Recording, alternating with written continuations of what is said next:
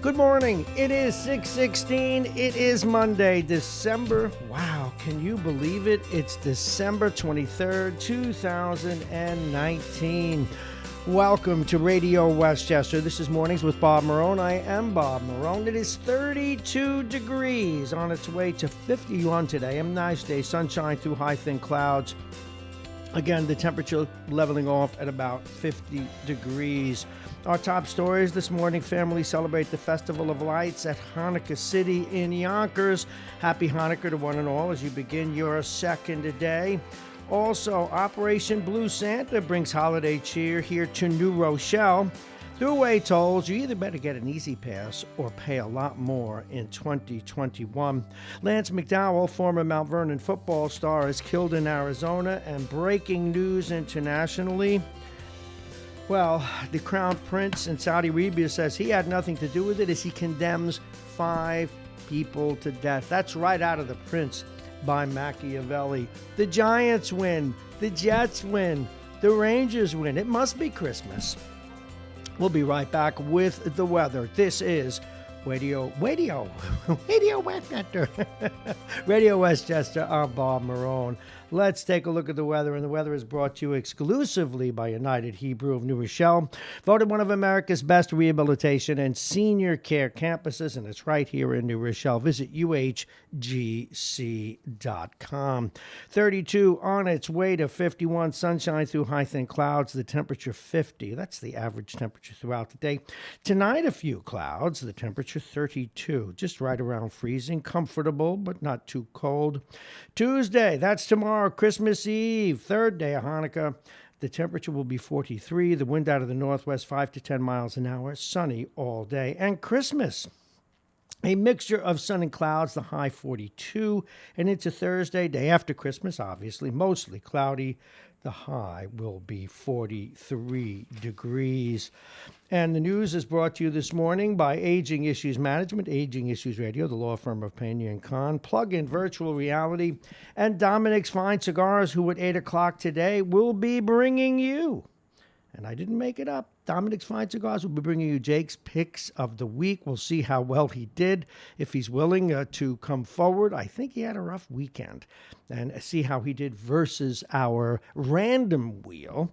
The random wheel, by the way, for those of you who like to do your football picks, we actually compare our expert to a random, bizarre-like wheel that picks the games. Very interesting.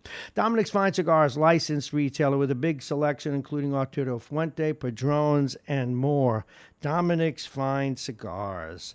Dominic's Fine Cigars, located at 204 Boston Post Road in Larchmont, and they're open 7 days, and that's a pretty good deal.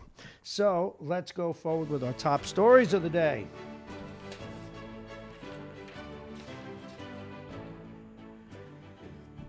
Jewish families made their way to Yonkers last night to celebrate the first night of Hanukkah. The 7th annual Chanukah City offered took place at the Ridge Hill Shopping Center. Those who came out had the chance to make their own dreidels out of clay, take pictures in front of a 15-foot menorah, and ride around on the Hanukkah Express. At sundown, attendees watched the lighting of the menorah, and we here at Radio Westchester wish our very best to all those of you celebrating Hanukkah now into its second day. And for Santa lovers, a season of giving was in full swing here in New Rochelle with Operation Blue Santa. For 5 years now, volunteers from the New Rochelle Police Department, the New Rochelle PBA, and the Police Foundation loaded up a convoy of police vehicles with donated toys. Later on, they went around the city to hand out the toys and gifts to unsuspecting children. The volunteers did not give presents to the children they saw across the city, but also did not just give, I should have said, but also made special stops to family in need. Kudos to our officers in blue. Well, as we get into the rest of the news now, the agency that oversees 570 thruway miles voted last Thursday to implement higher tolls on drivers who do not convert to Easy Pass in 2021. That's right. You better have an Easy Pass, folks. A 30% toll increase will be added to drivers' bills who go through soon-to-be-installed cashless toll gantries and do not have an easy pass. And the bill with the higher tolls and $2 monthly surcharge will be mailed to drivers' homes who do not switch to the tags. And according to Matthew Driscoll, the Thruway Authority's executive director, people do not have to see that increase. All they have to do is get an easy pass. So you have been warned. Sad story out of Mount Vernon. Lance McDowell, and this in Lowhood today. Lance McDowell, a former Mount Vernon football star who was named this week to the Journal News All-Decade team, was sadly shot to death in Arizona early yesterday. This, actually 2 days ago. Sad story. McDowell was shot in the driveway of a Phoenix apartment complex. He was taken to a hospital where he died. No arrests have been made. He had played professional football for the Arizona Rattlers, former members of the Arena Football League, who now compete in the Indoor Football League, which plays in the spring. The 25-year-old defensive lineman was named second All-IFL this year. He was a standout lineman for the Mount Vernon High School team before he graduated in 2012. He went on to play football at Nassau Community College and the University of Central Florida. He earned NFL tryouts before playing professional indoors. So once again, he was 25 years old. Still in Mount Vernon and out of Lowhood this morning, Tyquan Brown doesn't remember the exact moment his head was slammed to the ground by a police officer at Montefiore Mount Vernon Hospital last month. But after waking up bleeding in a CAT scan machine, he quickly realized what happened, and he was appalled to see the officer still there with him. The officer, rookie James Reedy, resigned last week after he was confronted with a video from the incident. Brown and his lawyer, Christina Hall, are planning a lawsuit. But the officer has been removed, or at least removed himself. It is 6:24. This out of New Rochelle this morning. Police need the public's help in identifying a man who robbed a store in New Rochelle. And we're asking you to go on News 12 websites, and you can see the picture there. Officials say it happened earlier in the month, though. According to police, pictures show a suspect fighting with someone in the store. The man was last seen wearing a black knit hat and a white button-down shirt. Anyone with information is asked to call New Rochelle Police at 654-2270. Go on their news, on their website if you would, and check out the picture, see if you know the person. Well, everyone who is to the left of your average left-wing person is ready to challenge every congressman and woman that seems to be moderate. We are going through, folks, what the Republicans did about 8-9 years ago with their Tea Party. Now we have, we'll call it our coffee party or our far left brew. At any rate, Yonkers resident Jamal Bauman knows his Congressman Elliot Engel has easily fended off many primary challenges during 30 years in the House of Representatives. But Bauman, a middle school principal looking to challenge Engel in the Democratic primary, thinks 2020 will be different. This is not just about me and one race and one district, he told the Journal News, who gave us this story. This is about progressives challenging opponents, incumbents all over the country, bringing a new narrative and new voices and more diverse voices to the conversation. Engel represents New York's 16th Congressional District, which includes parts of the Bronx and most of the southern part of Westchester. The district is considered safe and reliably blue, and Engel wields influence as the party as the chairman of House Foreign Affairs. Excuse me. Something going on in my innards today.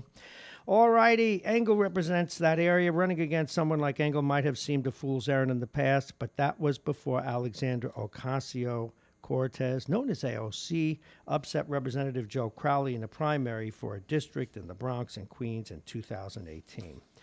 He'll get his butt kicked in the Bronx, Engel will, but it's not likely he'll get it kicked in Westchester. But you never know. Times, they are changing. By the way, and we'll get to that story a little later. In fact, we have it right here. AOC actually got a compliment from the New York Post. Sheesh. What's the world coming to? A father was arrested Friday night. This is a different story out of News 12. If you're thinking of letting your kids have a party and get drunk, think again. A father was arrested Friday night for allegedly allowing underage drinking inside his Armand home. Police say the man's 18-year-old son threw the party. Officers showed up after a noise complaint. They say they found 11 underage guests under the influence of alcohol. The party was shut down. The teens were turned over to their parents. The homeowner, who was not named, is now facing unlawfully dealing with a child and other charges. It is 6:28, and it means it's time to go straight to sports. And we are going to go straight to sports. Then we'll go to a break. Then we'll get to regional and national news. Then we'll see what you're up to. Wow. You can't make this stuff up. The Giants actually won again. No, I didn't make it up. They really did. And I had this story right here. Oh, there it is. My fingers have everything sticking together. Go figure this. The New York Giants. How did they? Well, yes. Daniel Jones and Saquon Barkley connected.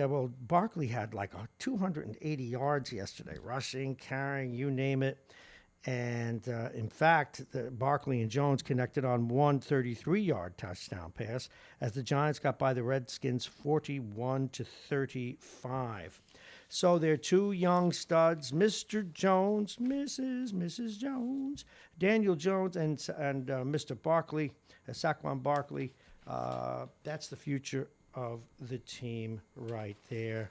As well, the Jets did well. They defeated the Pittsburgh Steelers by a score of 16-10. The Jets sent the MetLife Stadium fans home unhappy, though, and that was a good thing for once. In front of a crowd filled with Steelers fans, the Jets upset Pittsburgh 16-10 and left the fans crying into their terrible towels. It was not pretty, but the Jets, 6-9 now, will take it. Sam Ficken kicked 3 field goals in the game, and the defense stymied the Steelers' offense and their 2 quarterbacks, hurting the Steelers' chances of making the playoffs in the process. And the New York Rangers, following 3 victories in a row. I did that twice today. I'm Elmo Fudd. 3 victories in a row, defeated the Anaheim Ducks 5-1. The goals scored by all their young upstart players. Most of them, they're young players. And actually, what was news is that the bread man, Mr. Panarin, didn't get any goals. So let somebody else pick up this slack for a change. We're going to take a break for the weather, and when we come back, we're going to talk about, some of the things going on in New York City, particularly where do you find out how many buildings are dangerous? And these things always open up a can of worms as to why wasn't anybody looking into this before. Always an interesting story. So let's go to the weather. The weather is brought to you exclusively by United Hebrew of New Rochelle, voted one of America's best rehabilitation and senior care campuses, and it's right here in New Rochelle. Visit uhgc.com. It's 32 degrees, getting up to 51 today. Sunshine through high thin clouds. The temperature 50, a few clouds. The temperature will be 32. The winds will be out of the northwest 5 to 10 miles an hour. Tuesday. That's tonight, by the way. Sunny, or rather, tonight, a few clouds. The temperature will be 32. Tomorrow, sunny, average temperatures around 43. The wind out of the northwest, 5 to 10 miles per hour. And on Wednesday, a mixture of sun and clouds. Again, about 42. The overnight low getting down to just around freezing, 33 or 32 degrees. Thursday, mostly cloudy. The high will be 43. But we're going to repeat Christmas for you. Again, a mixture of sun and clouds. The high, 42. And there will be no snow for Christmas. I'm sorry. Don't blame the messenger. That's the way it works. And again, the weather is brought to you exclusively by our friends at United Hebrew of New Rochelle, voted one of America's best rehabilitation and senior care campuses. And it's right here in New Rochelle. Visit uhgc.com. All right, let's start our look at some of the regional news, and there's plenty of it. The headlines are thus. The New York Post, but they knew it because they've been dealing with city officials, 5,300 buildings where the facades may hurt or even kill people. And they're also reporting today that data has been ignored, and what some in the city administration call random acts of violence aren't. They know where they're happening and why they're happening. Also, the left-leaning Working Families Party is pressuring state legislative candidates seeking its backing to oppose charter schools. Why not let everybody be stupid? No tests, no need to qualify for things. All you got to do is show up, and we'll put you right through school. It's an idiot factory down there in New Rochelle. I'm not even done with. I'm just getting started on the New York City schools. And they should think about this. When you turn people who've been left-leaning most of their lives so diametrically opposed to you, you must be doing something wrong. And we'll be back with that. Speaking, though, and we'll get into those stories now, but we mentioned earlier, and we got to go right to this story, that AOC, the first person that just by showing up and being very bright, obviously, bright, attractive, with a far-left story, was an easy sell with a traditional Democrat that didn't work hard. But at any rate, she's done some radical stuff. Hasn't always pleased us here. In fact, rarely has in this program. But get this.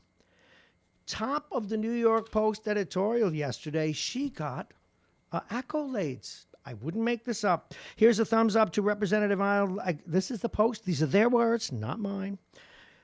Here's a thumbs up to Representative Alexandria Ocasio-Cortez, also known as AOC, for her vote against the Democratic establishment this week on the state and local tax deduction. This is interesting. On Thursday, the House passed a bill, guaranteed to die in the Senate, by the way, but at least these people can go out and say, yeah, we tried to reverse the tax, knowing you couldn't. That would raise and eventually eliminate the $10,000 cap on the SALT deduction in the federal income tax code. AOC was one of just 16 Democrats to stand with most Republicans on the issue, and the only Dem from a high-tax state to do so. The SALT cap was a key part of President Trump's 2017 reform, but that's not why so many Dems hate it. Their problem is that the deduction shielded high earners from paying the full hit in high-tax states. It makes those fat cats more likely to move to low or no income tax states such as Florida. Wow. All right. But she realizes it doesn't make it any less a gift to the rich. Without question, the SALT deduction overwhelmingly benefits high earners with expensive homes. More than 9 in 10 households in the top 1% would profit from repeal. Only 3% of middle income, by the way, would benefit. And that was her point, and that is why the Post gave her kudos. Back to regional news. The Midtown building where a piece of facade came fatally crashing down on a woman last week is just one of thousands citywide with open violations, including many with no scaffolding to protect passersby.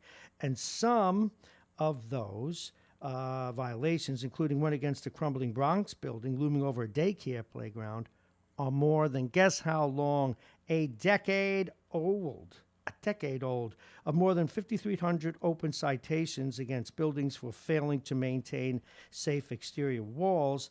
Administrative code, that's we don't care about the number, but the Post has identified the 10 addresses with the longest standing open infractions, and each lacks a protective sidewalk shed. Now, when I mentioned to you earlier, this opens up a Pandora's box. Of course it does.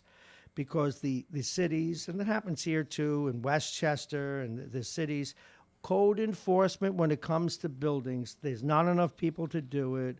They don't want to upset the business apple cart, and they look the other way like somebody's got a twitch. And we need to come down on these administrations. We need to pay more attention because finally, they've gone so far. Well, they've always been hurting people by not following code, by not following up on no heat, by allowing rat-infested buildings to exist, allowing slumlords to exist. But now we have an over case of, well, killing someone. Now, in this case, and I'm going to go there, my friends, I haven't lost all my left-leaning roots.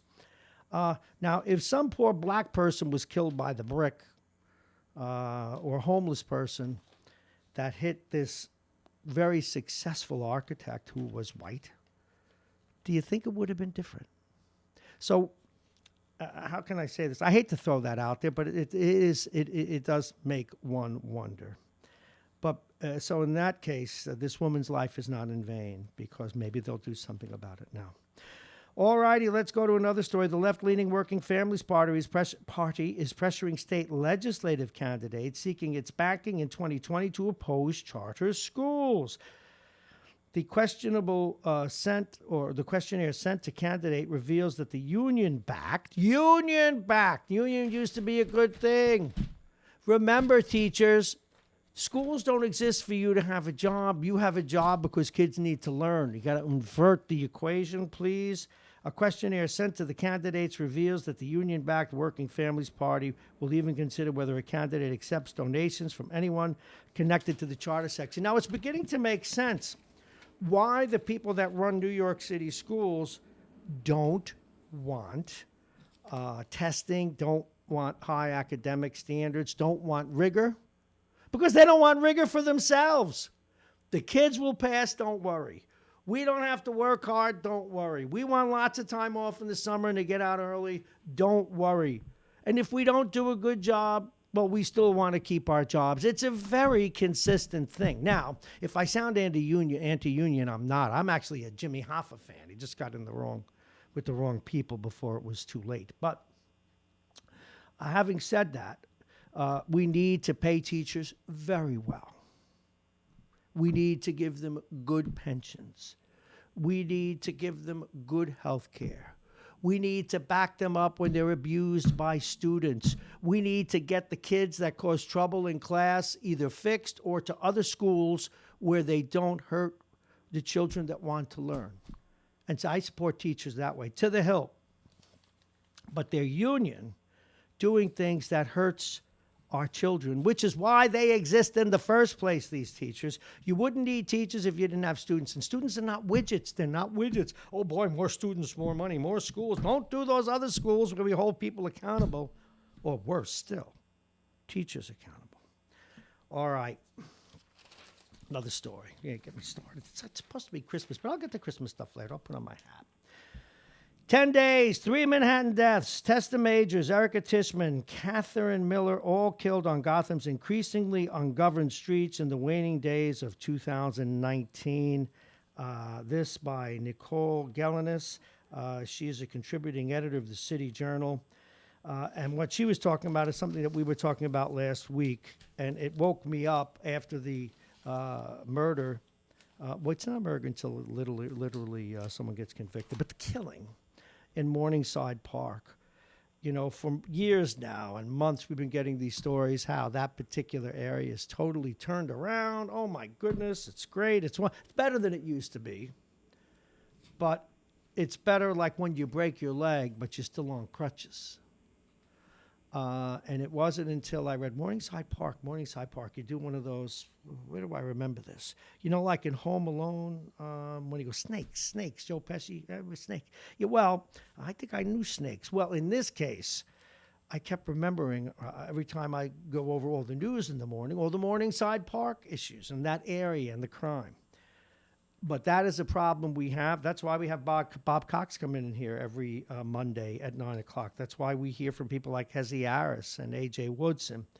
We don't hide that stuff here. And then the mayors and the other powers that be in each municipality. No, don't do that. The housing prices will get lower. We want people to think that this is paradise incarnate, that we're actually in the clouds where heaven's supposed to be. All right. So much stuff, so little time. I hate doing these stories, particularly at Christmas time, but we have to do it because it's the news.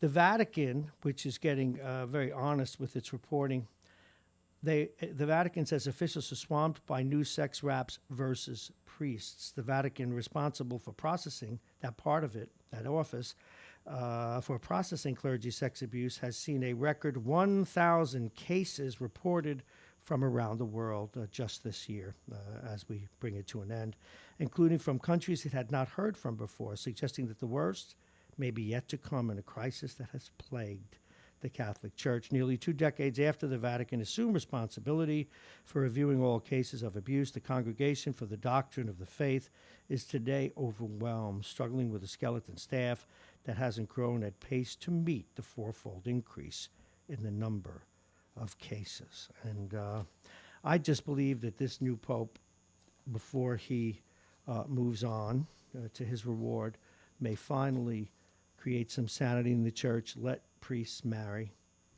and let openly gay men be openly gay and marry themselves, given all the gay priests that are in the church that have to pretend that they're not. It's just a very unhealthy situation. Speaking of unhealthy situations, this out of Kaysville, Utah. For decades, the Church of Jesus Christ of Latter-day Saints was one of the Boy Scouts of America's greatest allies and the largest sponsor of troops. No nice, wholesome life and all that. But on January 1, the Utah-based faith will deliver the latest blow to the struggling organization when it pulls out more than 400,000 young people and moves them into their own global program, a Boy Scout of their own making. And it brings excitement and some melancholy for members of the faith and may push the Boy Scouts closer to the brink of bankruptcy as it faces a new wave of sex abuse lawsuits in their ranks. One of the hard things to have learned when you grew up Pollyanna-ish, like those of us who grew up in the 50s and 60s did until Watergate and the Vietnam, etc. And this all came later. And it wasn't until I was interviewing this wonderful man, a Supreme Court Justice in Connecticut, one of America's most renowned experts on, he was just so simple in the way he put it, on child abuse. I said, where are such people? Where do they exist? He says, you'll find them anywhere you find children. And think about that for a while. So we need to be ever vigilant. Okay. So much stuff. Let's get to some pleasant stuff. Well, some of it is. Listen to this. This happened out in New Jersey. Angela Alcia, a server at an IHOP in Patterson, couldn't stop thinking about her kids after she was on the receiving end of a huge shock.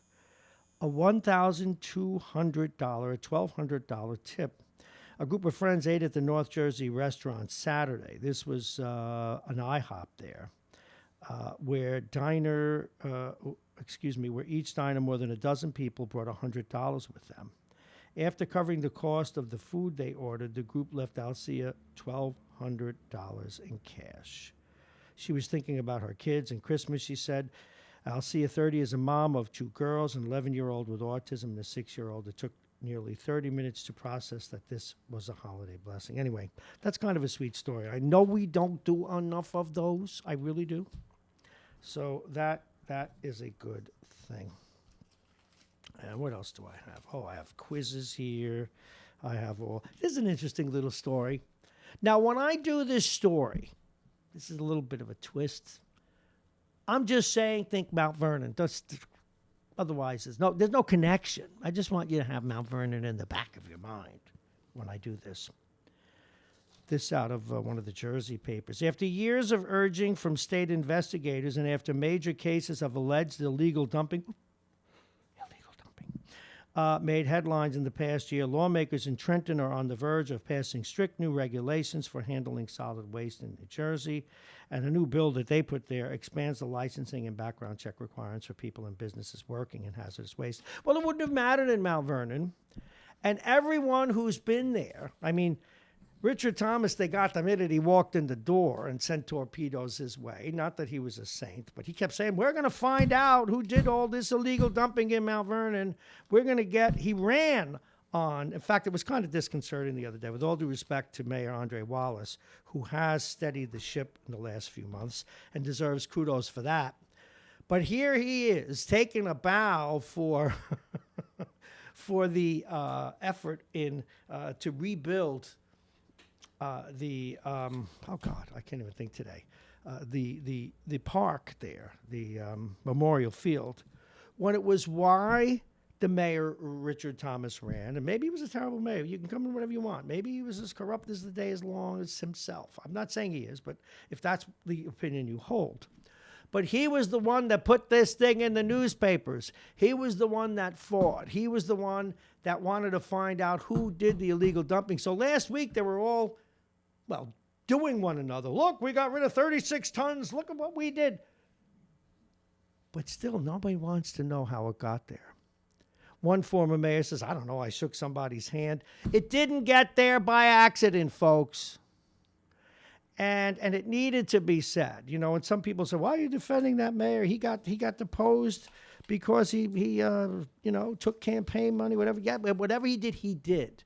What is that expression in the movie The Irishman? It is what it is. But equally, he's the guy that fought and he died trying. His career, that is. Don't forget that. Let's just try and be a little fairer than we tend to be. When somebody's down and out, we kick them in this society. Give credit where credit is due. And sooner or later, and who knows, maybe it'll take him in. They're going to do audits in that town. They're going to find out what's happened to the money for years, what kinds of loans. In fact, I was watching The Irishman, and there were the loans that, that the former Jimmy Hoffa, the head of the union, was saying, low interest loans, no interest loans. Well, that city gave some out too. And whenever Richard Thomas raised that, man, they come down on him even harder. There's that expression, something's rotten in Denmark, but something's rotten in Mount Vernon. And we applaud Sean Patterson Howard. And again, Andre Wallace was very stable. We had a very stable 6 months there. But we have a relatively new broom, although she was herself a planning commissioner. We look forward to that city getting on its feet. But I am going, and all people of goodwill are going to continue to ask how that dirt got there. I'm just saying, see how one story makes your head think of another. All right. I should do this when sports come, but I'm not going to, I'm going to wait till the end of the regional news. It's 6:49. We'll be opening up the phones shortly. And then we'll lighten it up. We'll talk about some Christmas stuff. I have quizzes, questions. All right, according to a new study, Americans spent an estimated 23 versus 241 billion more on health care every year than they otherwise would in a more competitive market. Most people aren't aware of how truly egregious that pricing can be. Here's a personal example. Look up the title of this essay. That's what it cost my wife and me. This is a column in the Daily News. To have a nurse practitioner move a raisin from my 2-year-old's nose. Want to know how much? You do, don't you? $2,809 to pluck a raisin out of the kid's nose. That's why, if Trump now is pushing, boy, you got to give Trump his credit. It looks like he's may succeed where others have failed in trying to get competitive pricing in drugs. So it's a start, folks. All right, here's this fun piece. This is sort of a sports story, but it's true. On its way out the door, I'm going to start over.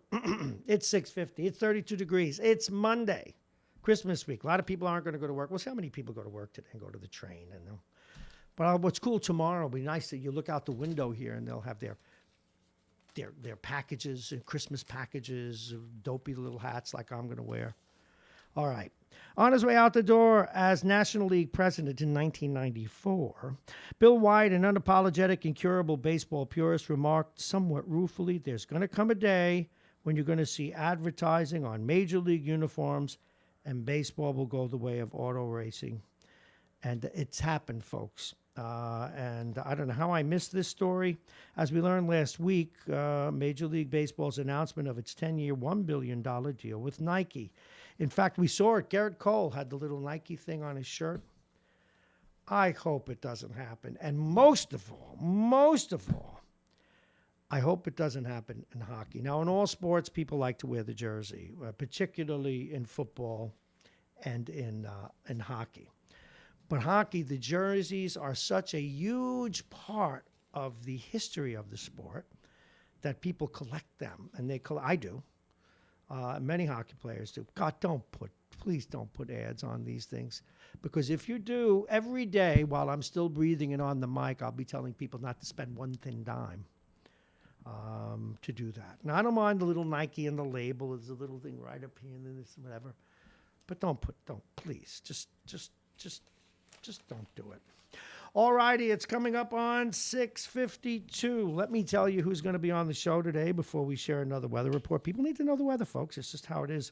We'll talk with Vince at 7:20. Vince Russo, George Latimer, the county executive, at 7:35, right through 8. 8 o'clock, Jake's Picks. We'll find out what he's been up to. We're also going to quiz him to death, and some of you, after you all start waking up. A lot of you are off this week. You're not awake yet. 8:20. We'll have A.J. Woodson with us. He's the managing editor of Black Westchester magazine. I'm going to ask him about some of my theories in Mount Vernon. And then 8:50, Tom Abinante. He'll be calling in this morning as well. One of the assemblymen, one of the more out there. And when I say out there in the best way, he is always at it and not sitting back in his laurels as probably the most vocal assemblyman we have, and someone who actually will stand up to the governor, which never used to be the case.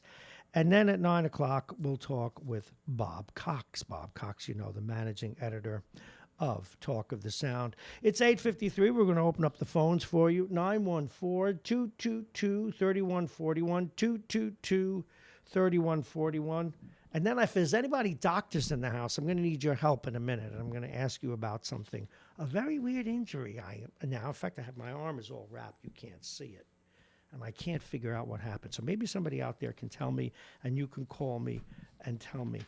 But first, let's look at the weather. The weather is brought to you exclusively by United Hebrew of New Rochelle, voted one of America's best rehabilitation and senior care campuses, and it's right here in New Rochelle. Visit UHGC.com.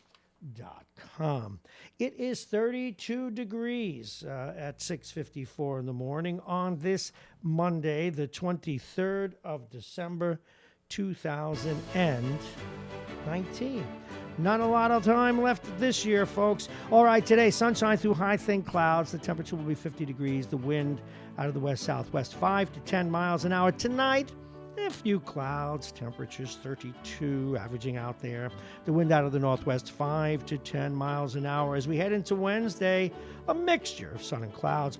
The high about 42. Overnight, 32. We'll get below freezing. We like that. Freezing's okay. We're used to it. It's the winter time. And it's Christmas, so that'll be okay. But no snow, folks. Sorry to disappoint you. The day after Christmas, mostly cloudy. The overnight low will be up to 33 Friday, if you're thinking ahead that far. I know you're thinking about presents. And for those of you celebrating Hanukkah, another dinner tonight. Or was it last night? Anyway, mostly cloudy with a mix of rain and snow on Friday. There comes some of your holiday snow. The high will be 43. The overnight low, 34 degrees. 914-222-3141. 914-222-3141. I do have to shout out to someone because they're a great contributor to this program. And you're not supposed to do this. You're not supposed to give kudos to another station or anything. But our regular caller, Anthony, has a great interest in radio. And he developed it. It's one of the reasons he calls so much and contributes when he can. And he stops by and says hello. And he got this interest in radio from his father-in-law, who had a show on my alma mater, WVOX, for many, many years, and who passed away suddenly in Anthony's arms. And he did a show on the old station at 9 o'clock, and he got out a little early and on Friday, and we listened to a good portion of it. Again, Anthony contributes to us, and we want to celebrate something he did. And he did a 20-year anniversary show to celebrate his father-in-law. He did a nice job, and some of it was very touching, how the guy got sick, and many people called in, the city manager and others. And I just want to shout out to Anthony this morning. He did a nice job and a nice tribute to your father-in-law, with whom I know you were extremely close. I never got to know Mr. Candria, but I got to know his wife, who was a regular caller in my early years here before she passed away, my early years in Westchester and on WVOX. And I got to know her well, visited her a couple of times. That's something that that local radio is wonderful about, is that you get to meet a lot of the people that otherwise call or that care. Particularly, I've always made it my business when people are regular callers to get to know them as best I can, and developed a lot of wonderful relationships.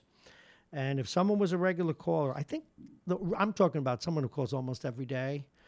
I don't think there's anyone that I hadn't met. Except now as we expanded the show, and then on WFAS up county, which had a broader geographical area, I couldn't do it as much.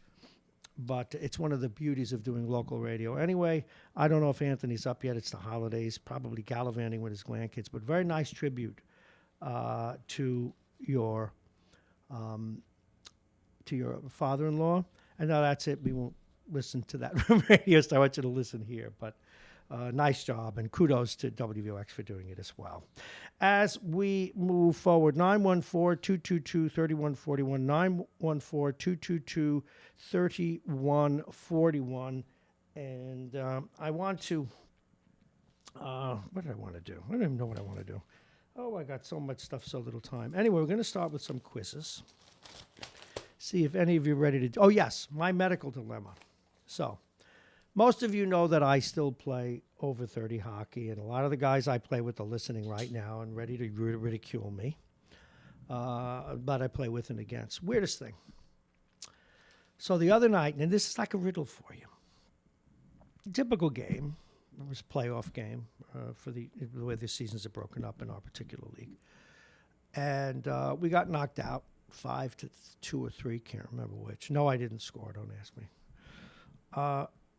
Now, the rink had a lot of bad spots on it, and 3 times I went sailing, where no one hit me, just sailing. And so I felt nothing unusual, you know. In fact, one time in the warm-up, I went sailing right into the boards, kaboom. I take a lot of face-offs, so there's a lot of stick work, and in the corners you're whacking and hacking, but you wear nice gloves, and you have pads that come down here. Went home, nice hot shower. Felt pretty good, went to bed. In the middle of the night, I wake up with, now this is where I'm hoping there's a doctor or a physical therapist out there. It's finally getting better a few days later, but what I have is I have it wrapped, my wrist and lower arm, and I have those lidocaine patches on. And I'm taking, what is that, the naproxen. But the pain was so severe, these 3 fingers, any rotation of my wrist right up through here, that it woke me up. And for 2 days, if I put my arm in a weird position, the pain was what's the word that they use sometimes? Exquisite. So if someone understands what happened, because it's getting better now, but again, I've been taking my, medicine, putting the light, and when you play hockey, you have lidocaine patches around and a lot of heat related things and ice, and I ice, and it's getting better. But I just found it interesting. Like, what did I do? Did I bang the elbow? Did I hit it? Or am I just an old, decrepit person with arthritis? I don't know, but I couldn't even do this. It was very weird. And I realized it was probably nerve generated. So if any of you know, please feel free to call me. All right. We're going to do this. We have, and I want different music for this. We always like to try and have different music. So, all right. It's 7 o'clock. That's right. The top of the hour is brought to you by the United Hebrew of New Rochelle, a top-rated campus of senior care, aging issues management, the law firm of Pena & Con, Dominic Cigars, and Plug-in Virtual Reality. It is Monday, December 23rd, 2019. Still 32 degrees as we now hit up on 7:01.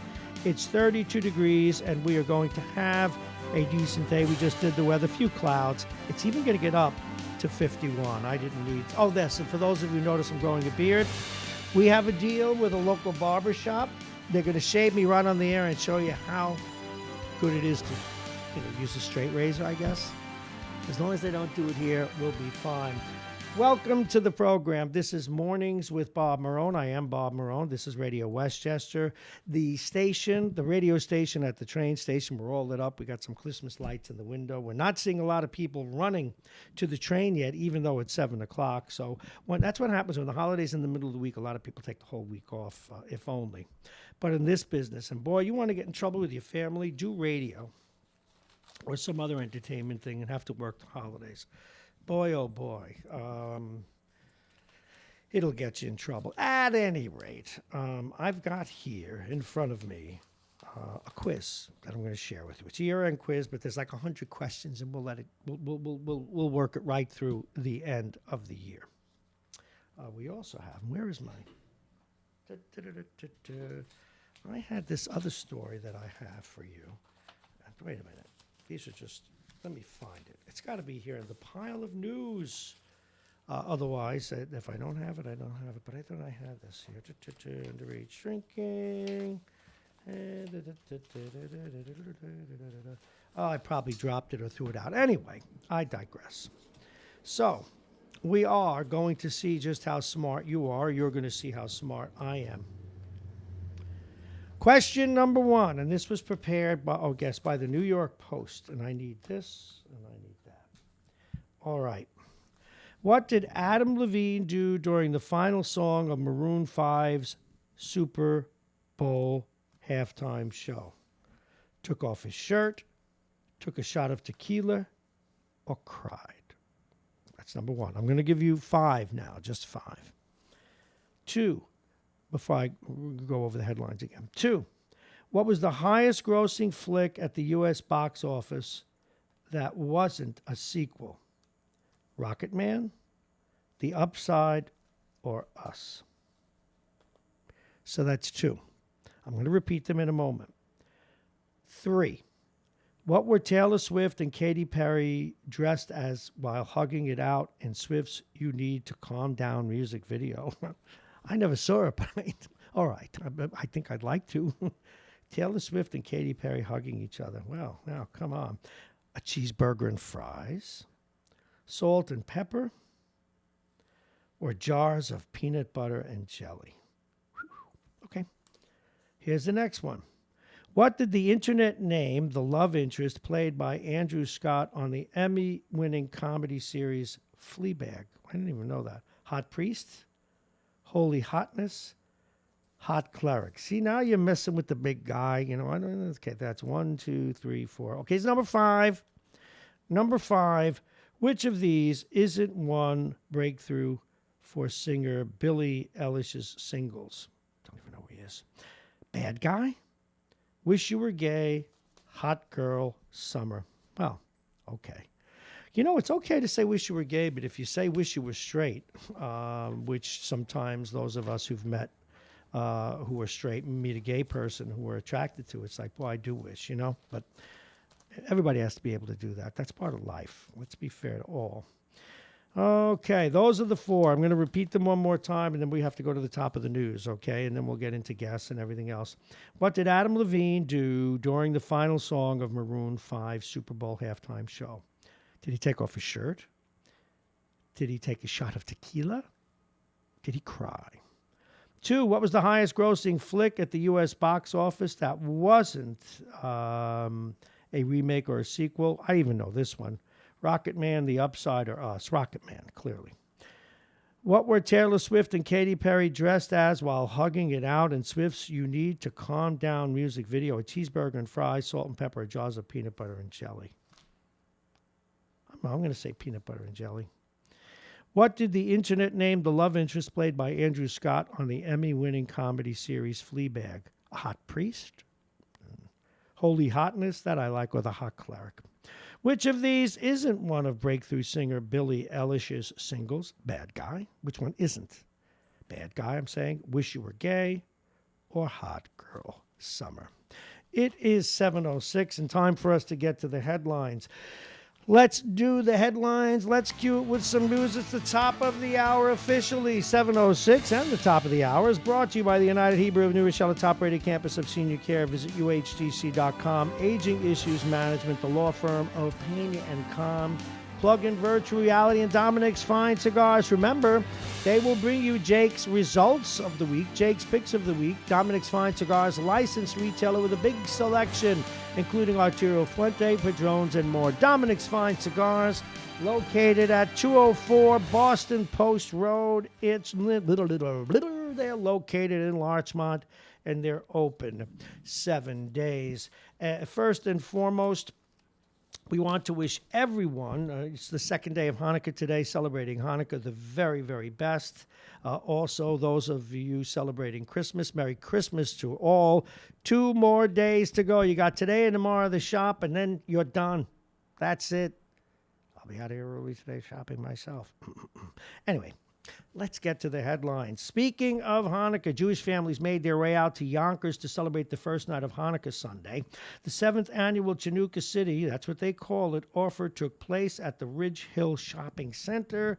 Those who came out had the chance to make their own dreidels out of the clay, take pictures in front of a 15-foot menorah, and ride around what they called the Hanukkah Express. At sundown, attendees watched the lighting of the menorah. Thank you, News 12, for that story. And for this one, this out of New Rochelle, the season of giving was in full swing in New Rochelle Sunday with the operation, what is called Operation Blue Santa. For 5 years now, volunteers from the New Rochelle Police, the New Rochelle PBA, and the New Rochelle Police Foundation loaded up a convoy of police vehicles with donated toys and went around the city to hand out those toys and gifts to unsuspecting children. The volunteers did not just give presents to the children they saw across the city, but also made special stops to families in need. All right, the throughway prices. This is, sorry to give you this bad news, folks, but the throughway made it pretty clear. Either you get an easy pass over the next year or you'll pay extra, because when it comes to 2021, the Thruway Authority is going to put in a 30% toll increase, and it'll be added to drivers' bills who go through soon-to-be-installed cashless toll gantries and do not have an Easy Pass. Save 30%. Get an Easy Pass. Do it. The only problem I ever have with Easy Pass is if you're traveling a lot, they start taking more money out if you have the automatic pay plan. And sometimes it throws the checkbook into disarray. But it is what it is. Sad story out of Mount Vernon this morning is reported by LOHUD. One Lance McDowell, a former Mount Vernon football star, was named this week to the Journal News, and this is a coincidence, all-decade team. He was shot to death in Arizona late last week. McDowell was shot in the driveway of a Phoenix apartment complex about 1:40 a.m. He was taken to the hospital where he died. No arrests have been made. Now, he played professional football for the Arizona Rattlers, former members of the Arena Football League, who then moved into the Indoor Football League, where he was playing. Lance represented the Rattlers organization with pride and dedication, they said, and we send our condolences to the family. Now, he's a standout lineman here in Mount Vernon High School before he graduated, and he went on to play football at Nassau Community College and the University of Central Florida. He earned several NFL tryouts, but didn't make the NFL, but did make arena football. Mr. McDowell was 25 years old. And also out of Mount Vernon today, one Tyquan Brown doesn't remember the exact moment his head was slammed to the ground by a police officer at Montefiore Mount Vernon Hospital. This in LOHUD today. But after waking up and in a CAT scan, he quickly realized what happened. He was appalled to see the officer still there with him. Anyway, the family and Mr. Brown are suing the police department, but meanwhile, the police officer has resigned. One James Reddy. Representative Elliot Engel faces a challenge from the left, including Yonkers residents in a post-AOC primary fight. Again, AOC set the standard. Yonkers resident Jamal Bauman knows his congressman. Elliot Engel has easily fended off many primary challenges during 30 years, but Bauman, a middle school principal looking to challenge Engel, thinks 2020 will be different. This is not just about me, he says, and one race in one district. He told the Journal News, who gave us the story, this is about progressives challenging opponents, incumbents all over the country, bringing a new narrative and new voices and more diverse voices to the conversation. Lots of parties have been had. Many more will be had over the next week to 10 days. If you have children's parties, beware and listen up for this story out of News 12 today. A father was arrested Friday night for allegedly allowing underage drinking inside his Airmont home. Police say the man's 18-year-old son threw the party Officers showed up after a noise complaint from neighbors. They say they found 11 underage guests under the influence of alcohol. The party was shut down, and the teens were turned over to their parents or legal guardians. The homeowner, who was not identified, is now facing a charge of unlawfully dealing with a child and other charges. And the local news on this Monday, the 23rd of December. And we look forward. Now, upcoming in the show today, in a few minutes, we're going to talk with Vince from Vince Russo, then George Latimer, then Jake's Picks of the Week, and we're going to try and stump him with our quizzes. A.J. Woodson joins us at 8:20, Tom Abenante at 8:50, and Bob Cox comes in at 9 o'clock. Now, often we get these emails, how do we listen? Well, if you go on our website, if you go on to radiowestchester.com, it has a little tab there that says ways to listen. But the most common way, now a lot of people are listening on Facebook and YouTube or watching it, but also radiowestchester.com, the app MyTuner Radio carries us. We're also on iTunes, Facebook, Instagram, and Periscope. We simulcast on all of those different locales. So, look, I actually see somebody going to the train. This is like a Saturday morning here in the Queen City on the Sound. And 914-222-3141. This always happens on holidays. I'll be screaming out the numbers. People get up later than they usually do. Let's go to the sports now. And I don't know. I can't remember how Jake did on these stories. He had that was the wheel. He had the Bills with 6.5. He had Green Bay. Well, anyway, he did have the Bills. And let's see, did he won?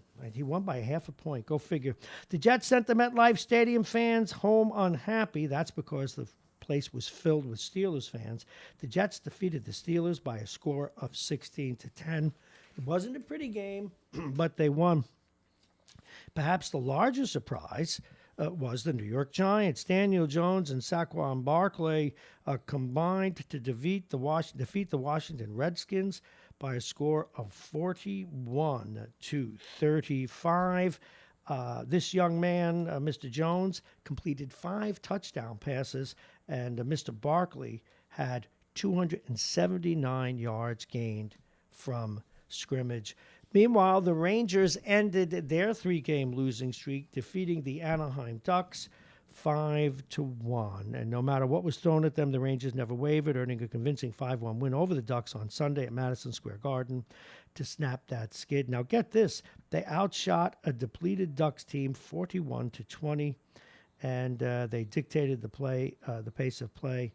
Henrik Lundqvist, who made his first start in over a week, stopped 19 of the 20 shots he faced and did his part to stop the bleeding. That is the previous set of losses. It is 7:15.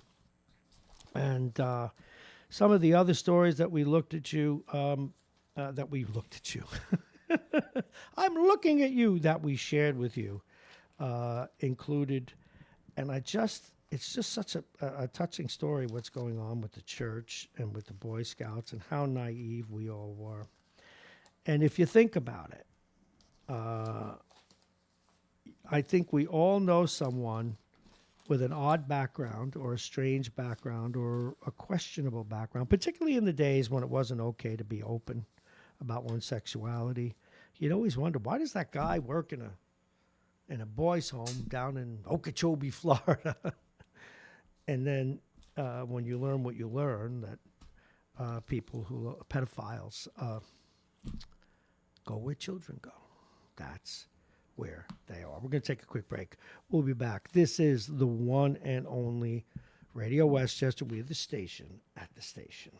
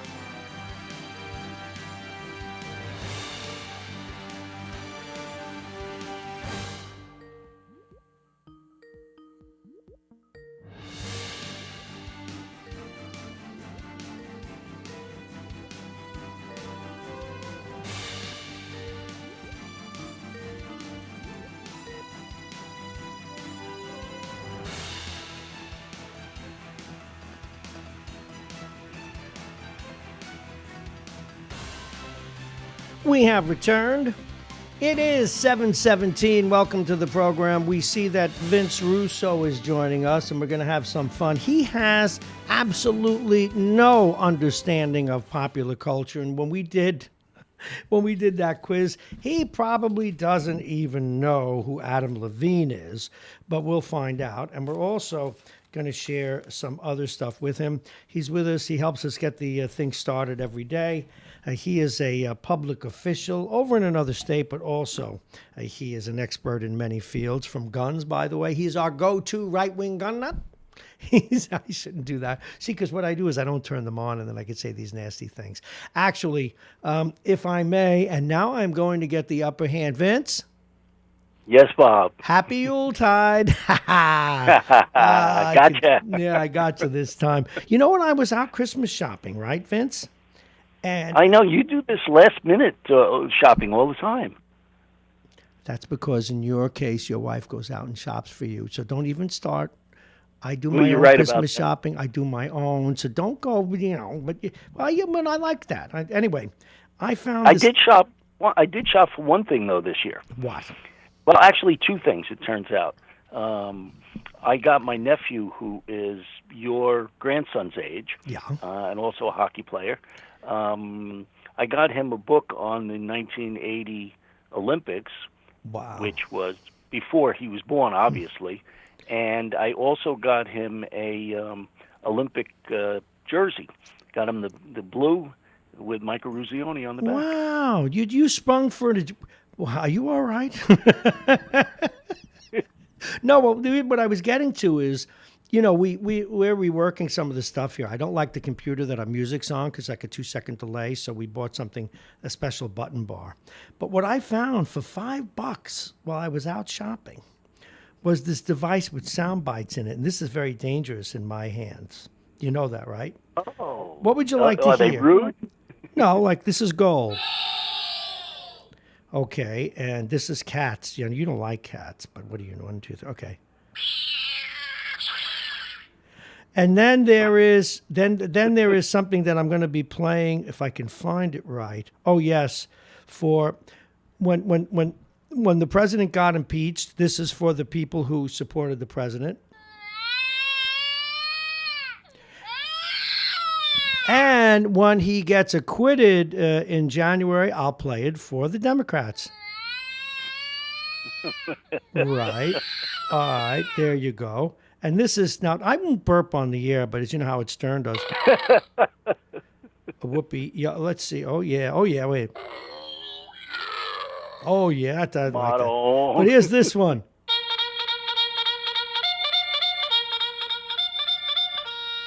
Now, ordinarily, you pay a lot of money for this kind of thing. Now, this next one is for the Democratic.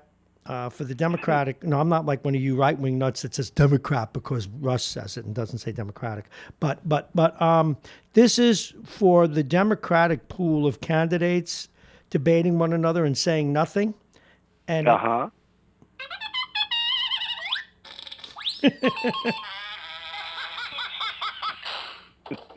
right. And here's something that when you hear it on a plane, you wish that they had an overhead compartment that you could just pop the creature in and then send them on their way. All right. Do you want to hear kaboom? Oh, and this is, Vince, how many women in your life have said this to you after you've done something they didn't like? Whatever. Yeah, I get that one a lot. Whatever. And then... And this was only $5. Imagine that. Yeah. Oh, and this is what Trump says this a lot. Too bad. I don't want to do the whoopee because I think that's a vile. Yes. Oh wait. Now we got a sci-fi one. Are you ready? Not sure. the Chevy. How'd that sound? Sound good? No, that wasn't bad. No, this is all for $5. I have a sound device. Anyway, when you were a kid, and this is really bothering me, and I did this story. My God, in Alabama, okay. Did you have any concept of, and I'm not saying were you a victim, of the fact that not just the church, but now we're finding out the Cub Scouts, that pedophilia was so prevalent in society? No, not at all. As a matter of fact, in the church that we grew up in, there was a very wonderful priest who apparently was gay and was involved with. I don't know if he was involved in any of the kids in the parish. You thinking of Streema? Yeah. Yeah, no, he was not. He was gay, but he was not a pedophile. God bless him. He was a wonderful priest, and his story I remember well, and we've talked about it. And this is why I've always felt bad for gay men in the church who have to hide it, because he wanted some release or whatever, and so he went down under the bridge in Brooklyn and paid a kid for the right to perform an act on the kid. Well, the kid robbed him, but it was right after the Joey Fama incident, and when another reason why I didn't respect and still don't, even though he's done some good things since, but the Reverend Al, he managed to get that case turned around as if the priest mugged the kid. Father Streema wouldn't hurt a fly, and the kid was acquitted. He was killed. Yeah, the kid killed him. And he said it was because the father was what do you call it? Assaulting him. Yeah, and it's baloney. But again, that's what happens when the political winds blow a certain way. But nonetheless, but therein lies an interesting thing. When you deny human beings, when you create these unnatural requirements, you get a lot of unnatural outcomes. So, but at any rate, but this whole deal, and it's a shame that the church wears it. But the church wears it for lots of reasons we won't get into now. But now even in the Cub Scouts, and go ahead. I'm sorry. You know what Willie Sutton said? They said to him, "Why do you rob banks?" And he said, "Because that's where the money is." And that's where this particular Supreme Court justice from Connecticut, who was an expert, told us, and we talked about it a lot. He said, "You'll find them wherever there are kids, and wherever there are kids, you have to be vigilant." Yeah. And we without getting into it, we worked with a guy who was, in fact, he often talked about wanting to be a priest, but I not that they were connected necessarily, but he was a guy that was very righteous, and the priesthood was a place where people could hide their homosexuality. And this guy worked, and he shall go nameless. He worked in a boys' home down in Florida. And then later on at Merrill, he would constantly, and we didn't realize it for a while, he was hiring all these really handsome young men that had nothing to do with the job. Now, what was interesting is he never did anything. He never crossed any line. He just liked to be around them. But and one, he even arranged for the guy to work at home with him. But what I'm saying is, unless we allow people to be themselves and get rid of that puritanical thing, these problems are going to go on forever. And as far as pedophilia goes, I don't know what to do about it. I think the most painful thing is that it's naturally occurring. It's as naturally occurring as a plant that grows a little awkwardly. Well, the shame, though, is that is connected with being gay, and that is not the case. No. I have very, very dear friends, a gay couple, these two men, who we do everything, socially together, dinner, plays and stuff. We have dinner at each other's house and all that. And, we've talked about this very subject, and both of the men said, we don't like. Of course children. not. We don't want to be involved with children. I mean, we're gay, but it's the same thing with straight people. Well, absolutely. I mean, I don't know any straight men who want to have any relations with female children. But those that do, see, one of where the church got kind of caught in a whipsaw is it became and. People stop yelling at me when I say this because it's been so proven over time now. But the church became one of those institutions that had a huge gay population. And I certainly understand it because back in the day, if it was a place for a man to have a career and be accepted, particularly if they were religious. But at any rate, and for reasons that I don't quite understand, it became a haven for gay men. So what you really had that made it look bad is that because you had a large percentage of gay men, whatever the statistical subset of all men who were pedophiles, they concentrated man-on-boy pedophiles in one area. That's all. But the other thing was, and this is where the church gets I wouldn't call it a bum rap, but it's misunderstood. There's a word for it that I don't have in front of me, but a lot of it is man on teenage, young males, and that's a whole different thing. In fact, the analogy is that if you took, if imagine such a thing, 60,000 only straight men or 60,000 straight men, and told them that they were not allowed to have sex with a woman, and they were teaching lots of 16 and 17-year-olds, you're going to have breaches and you're going to have so-called pedophiles. So, right. But the problem is the church, like every other institution, like cities, like the theme of this morning's monologue, is they always try, like they did in Harlem now and in Morningside Heights, to pretend that these areas are better than they are. So what happens is you get imprisoned by your own rhetoric. The church doesn't want to admit it has a huge gay population, although now I think it does, because it condemns homosexuality. Ergo, it's very difficult to deal with the issue of pedophilia. So it's. I'm just hoping that this pope is for maybe this millennia, the last hope of the church, to accept homosexuality, and B, allow priests to marry, and C, allow women to become priests. Now, why would they do anything so wholesome and healthy as that? Well, because I think it releases their grip on the populace. I think they feel that if they do that, then they're not going to be able to hold sway over all the people that go there. That's the one thing that I like about the church that I'm going to, is that, the pastor said, you don't even have to come to church. I mean, It's nice in terms of socialization and stuff like that. And it's nice to worship together with other people. But, she's always saying, hey, the relation is between you and God. Did you say she? Yeah, my pastor is a woman. That was my point. Yeah, that was a purpose pitch, by the way. It's So, so I think that, and that was the whole thing, with the church having the Latin Mass for so long, and why. There are people that don't want it. They like. Well, I know, because they like the mysterious. It's like people who go to seances. No, it's the same thing. It's like someone who goes to a seance or this other nonsense that people talk in tongues. Those kinds of things give people the hope that mystery gives you. Yeah.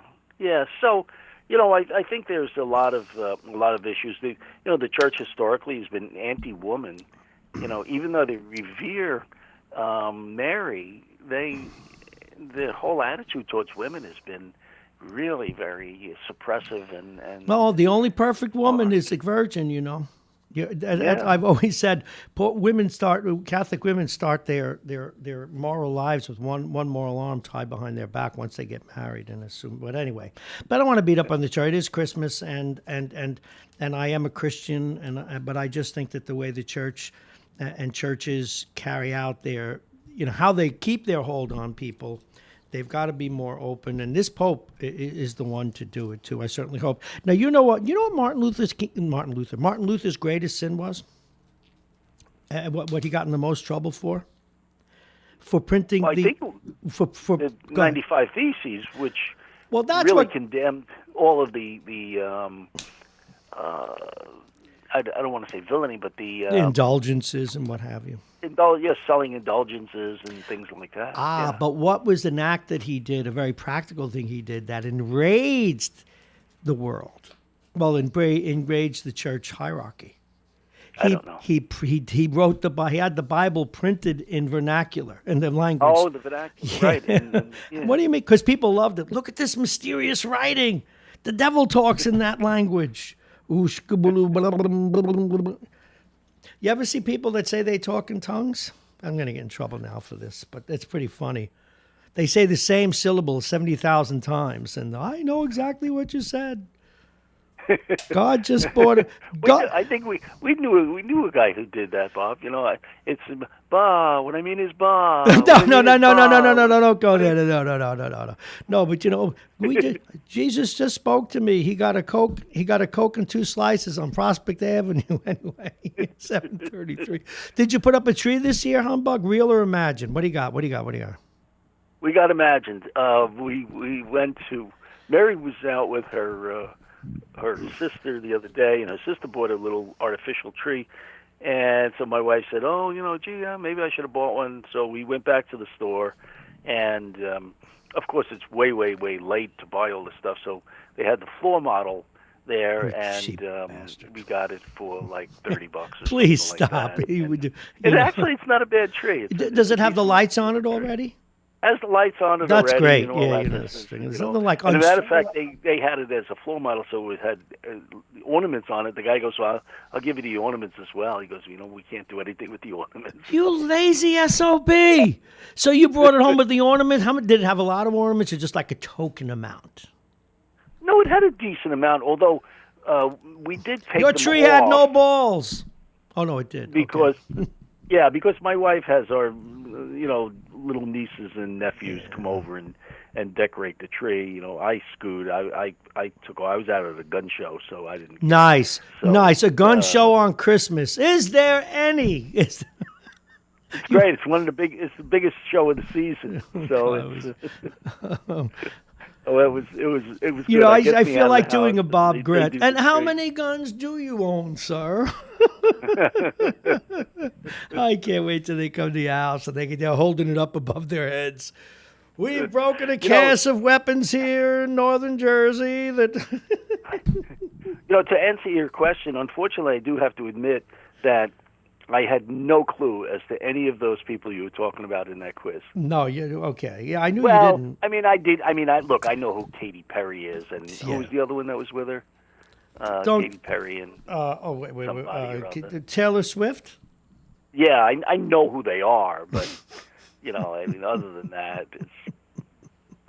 I have no idea about their music. Well, it gets better. Were you a Star Wars freak back in the day? Not a freak, but I liked it. I liked the first few, the originals that came out.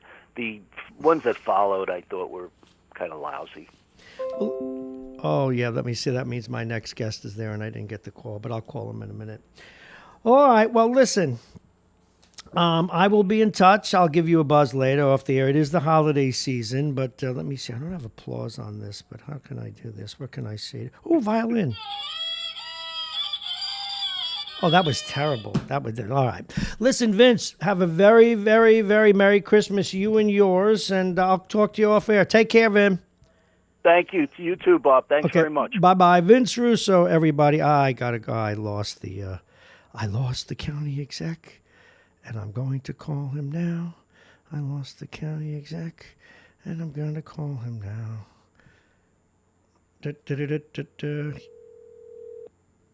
He's always ready for. Call has been. Nope. All right. I'm going to try again. I got to get better at this.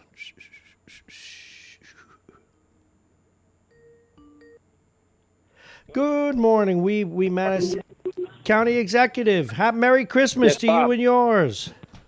Merry Christmas. I didn't recognize this number, so... no, I know. It's just, we have this system allows me to press a button and call you right back if I have a call that overlaps.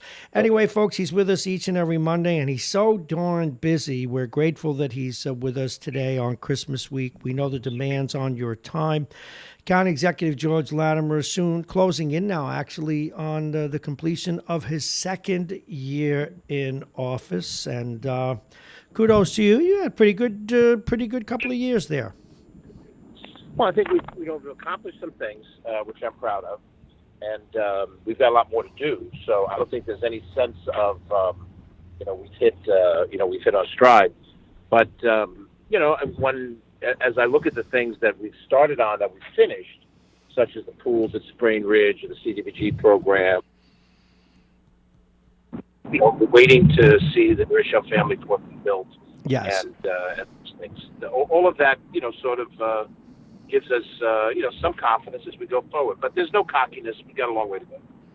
Well, we saw in the paper the other day, maybe 2 days ago, 3 days ago, after the weekend and holiday shopping, my head is like mush. But we see where the some 36 tons of soil, of illegal dumped soil, has been removed from Memorial Field, where you grew up in Mount Vernon. What are the next steps? When does the county get involved now that they did that, or are there still other things the city needs to do? Well, once we get an all clear sign from the State Department of Environmental Conservation, that means that all the debris is cleared. They go, they check it out, and they say we're good. That means now the county can step in to do the construction work that we indicated we would. We have a capital project in place to accomplish the task, part of our past budget. What we probably will do is go before the Mount Vernon Common Council with final plans that everybody can see. We had a public meeting back in April where the public made some comments, going back to the original plan of 2009. And there were so many permutations, and we had different mayors with different visions in between. So we figured, let's go back to the vision that was struck when Andy Spano and Clinton Young first agreed to do this. And then we were prepared at the county to make any changes that we could plausibly make. So we did. They had the skate park, added more seats to the arena, and some commitment to having a tennis presence there, blah, blah. But we want to go back one more time to look at it with the locals, make sure everybody is good with it. Not everybody's going to be happy. We're competing visions of what should happen there, and they both could not be satisfied. But once we're ready to move forward, we will move forward. It'll take us all of 2020 to do the construction, a little bit into 2021. Mm-hmm. But I'm pretty optimistic. And then, as I said before, once the field is constructed, it's turned over to the city of Mount Vernon to manage, and we hope that a brand new field will be one sign of the right direction of the Renaissance of Mount Vernon. Will be really nice to see George Latimer, our guest, on this Christmas week. We haven't asked you about in a long time, and I know you did some work to get high school basketball back there, at least the championships, etc. You've got the Westchester Knicks playing there, and I don't know if the Liberty are staying there now. But how are things at the county? Liberty is gone, yeah. Yeah, how's the county center? County Center is doing very well. We've had, the professionals who run it day to day have done a very good job. I'm there a lot, and when I'm there, I watch the crew, switch it from one use to another. They had it set up. It's amazing. They set it up for the Nutcracker last week, and we have all different kinds of things that go through there. Reptile show, and as you mentioned, basketball. Where we are with our professional teams, we've made the effort to try to attract some and to accommodate certain other teams. We have the Westchester G League Knicks that are there. We have to get a new floor because we had a problem with the existing floor. We put an overlay floor on that's NBA quality whenever we have a team of that, that stature play. But so the G League Knicks are there. The Liberty were bought by the owner of the New Jersey Nets, Mr. Sal, and so he moved the Liberty to New Jersey to play in the Barclays Center. Mm-hmm. So we were very happy to be their home. You mean to Brooklyn? Kind of he moved to Brooklyn. So, we always figured that we were going to be transitional in that. We were happy to have them here. Now they didn't have the best success these last 2 years. They their team needs some improvement, as do the New York Knicks and a few other of our franchises. And but we wish them well at Barclays Center. We're glad we had them for the 2 years. We also accommodated the New York Streets indoor arena football team this year. However, the league has folded, and so with it, I gather the Streets have, unless they somehow, reconfigure their circumstances. But again, we were happy to have them at the county center for home dates. It was exciting, and we're always looking for those kind of those kind of uses. We think they're family friendly, and as you pointed out, we're very happy that we successfully concluded negotiations with Section 1 high school basketball. Section 1 is the region of all high school sports, and of course, the two big sports for Section 1 is boys and girls basketball, and of course, boys football. 3 sports, if you will, 3 separate sets of competition. And so this year, we will have the high school boys and girls semifinals and finals back at the county center for the first time in 3 years. When I came into office 2 years ago, they were pulling out, and we negotiated with them to hold the semifinals. Mm-hmm. We did hold the last 2 years, but not the finals. And as I've often said, and this goes back to my Mount Vernon roots again, in Mount Vernon, basketball is religion, and the cathedral of that religion is the county center, where Mount Vernon and every team goes to play to win the section championships, which means basically the lower Hudson region of the state. Then you go on to the state federation tournament and, hopefully state championships, which a number of Westchester teams have had over the years. So we're excited to have him back, and we think that's the right use of the county center. We're talking with County Executive George Latimer here on Radio Westchester, your radio station at the train station.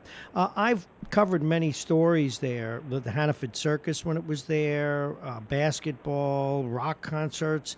I'm amazed at what the crew can do. It really is amazing. And as I've watched this, and I've watched that turnover a few times. And remember, I have a little experience in the hospitality industry. I've been part of crews that had to turn over a ballroom pretty quickly, but never anything the size of that arena floor. And, look, the arena is over 80 years old, and it needs renovation. But it still serves a very important function and accommodates a lot of different groups.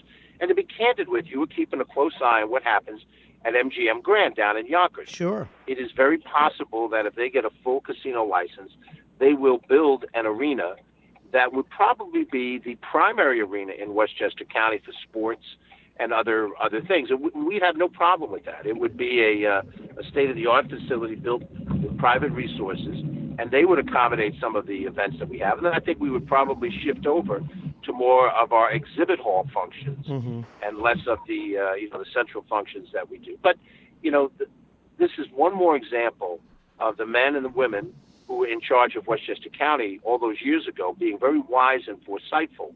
It was that group of people, not me, that built the Bronx River Parkway, that built Playland, that built the county center, the community college, the airport, all of those entities I inherited when I walked in the door 2 years ago. And if you want to go back 30 years, when I was first a county legislator. So I don't take personal credit for these things. What I do believe is that we are stewards.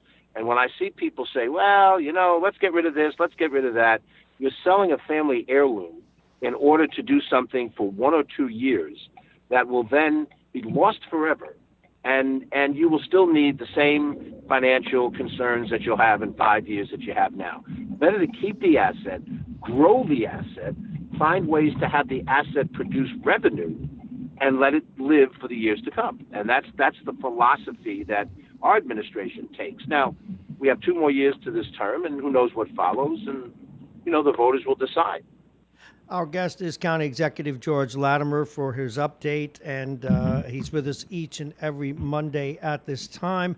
I know you're looking forward to some legal combat regarding the Playland Park. Any news on that front yet, or do we? Well, we're taking, this is, in fact, for me today, I'll be taking a day-long deposition. So the court case is moving apace. I suspect we'll be in a courtroom, if not January, then February. Standard Amusements is filing for bankruptcy.